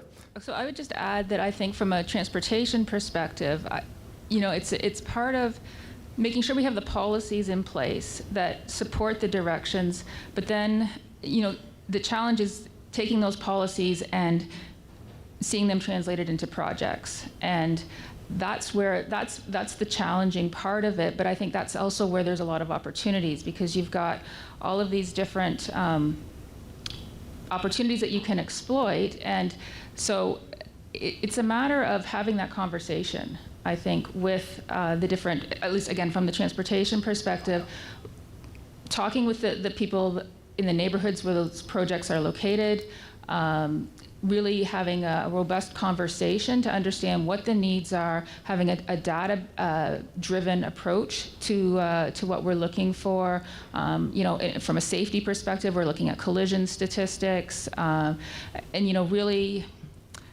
taking the information that we're coming in from all of the engagement that we do, from the data, and then applying that policy lens over top of it to really try and to make the reality happen, despite sometimes that disconnect that we can see. Yeah, good. Jason, you were going to address something. the Ottawa already has an official plan. It's been approved, right? It sets our aspirational goals and what have you. I could very much, Royce and Don in the room right now, in translating it from our aspirational goals to actually what's concrete and what the built form and everything else is the comprehensive zoning bylaw, which is what the city is now working on. There are out right now public consultations on the policies for the comprehensive zoning bylaw. Get out there, take a look at them. If you can't find them, call me and I will direct you to the right spot. Go look at them. Contribute to the city your ideas on what the zoning should allow, what it should do, what you want it to facilitate. Royce is laughing at me now, but it's a very important part of outlining what you want the zoning to achieve, and how you want to see the city look at the end of the day. And the zoning is the concrete policy that allows or does not allow that to happen at the end. And Katie, Dr. Vera. Also, I think it is important for communities to understand the decisions made in zoning affect health. And so to say what you want in terms of a city that supports your health. And so that is part of what we're trying to raise awareness of. Katie, we're going to give the final. Katie, we'll give you the final word. Sure. So I think that ultimately it's really a pleasure to be in this room because I hear a lot of innovation and I hear a lot of creativity and a lot of risk-taking willingness. Ottawa is known by our branding to be potentially less risk-taking. There is a reason that Alberta is leading the way in reducing homelessness, and that's because there's a willingness to kind of move forward, try, test, fail, try again. And I think that this is a room of leaders who actually are quite willing and are already doing that. The pandemic has shaken us up to some degree, but I think in terms of implementation, it's a culture issue. At the end of the day, there's a culture issue at play, and we actually need to really be okay with making mistakes and testing things out and trying new. And I think that is growing. I think there's an appetite for that. But I just really encourage to get to implementation. People have done some pretty interesting things. I remember hearing about a city that actually had a test case. It was an American city, and they did a street exhibition where they broke every bylaw. And then they invited, city staff and city council to come and their local leaders to see what the street was like. And the street was amazing. It was amazing in terms of what they did with that public space. And then they got to have a conversation that said, hey, what's different about what we've done? And they showed them. And I think that's a big piece. Certainly in homelessness, one of the things we do is an immersive exercise where people have to look at what the system looks like. You have to navigate it. And it's almost like an automatic turnaround for people. They're like, oh, okay, I get it. So something about implementation is really connected to how we mobilize folks. And I really think this is a group of mobilized people, clearly, but we have opportunity where we need to bring our leaders along in that in serious ways. And so I just encourage creativity in doing that because, we've got the bones of everything that we need, but it really is a willingness to take that a step further and show, don't tell, but show. What a beautiful point to conclude on. Round of applause for our quality of life panelists, Dr. Vera Etches, Katie Burkholder, Harris, Jason Berggraf, Jennifer Armstrong.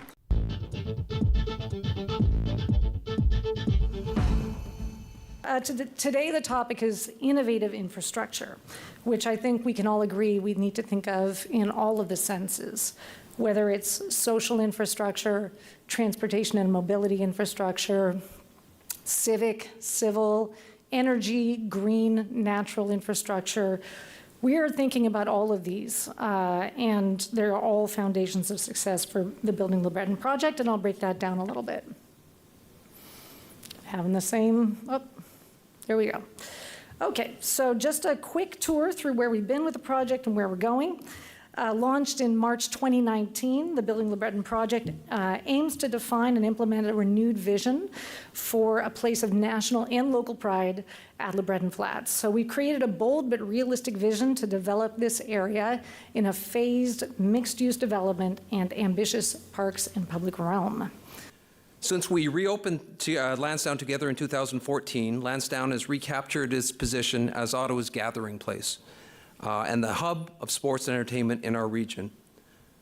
What attracted a couple of 100,000 people back before 2014 has now grown to over 4 million visitors annually coming to see our Red Blacks, our 67s, who sadly lost out of the playoffs last night, but did set a franchise, 55-year franchise record for points this year. Atletico Ottawa Soccer, the Ottawa Blackjacks basketball, as well as many other cultural and music events and international sports championships, including the awesome Men's World Curling Championship that happened in April and attracted over 80,000 visitors. Byard Market Public Rental Plan, as a recap, is a $130 million investment plan that City Council approved back in January 2021. It involves 10 hectares of publicly owned land in a neighborhood that we refer to as Byard Market, which is about 19 hectares. The plan's tenets are to modernize the tired infrastructure that really hasn't been rejuvenated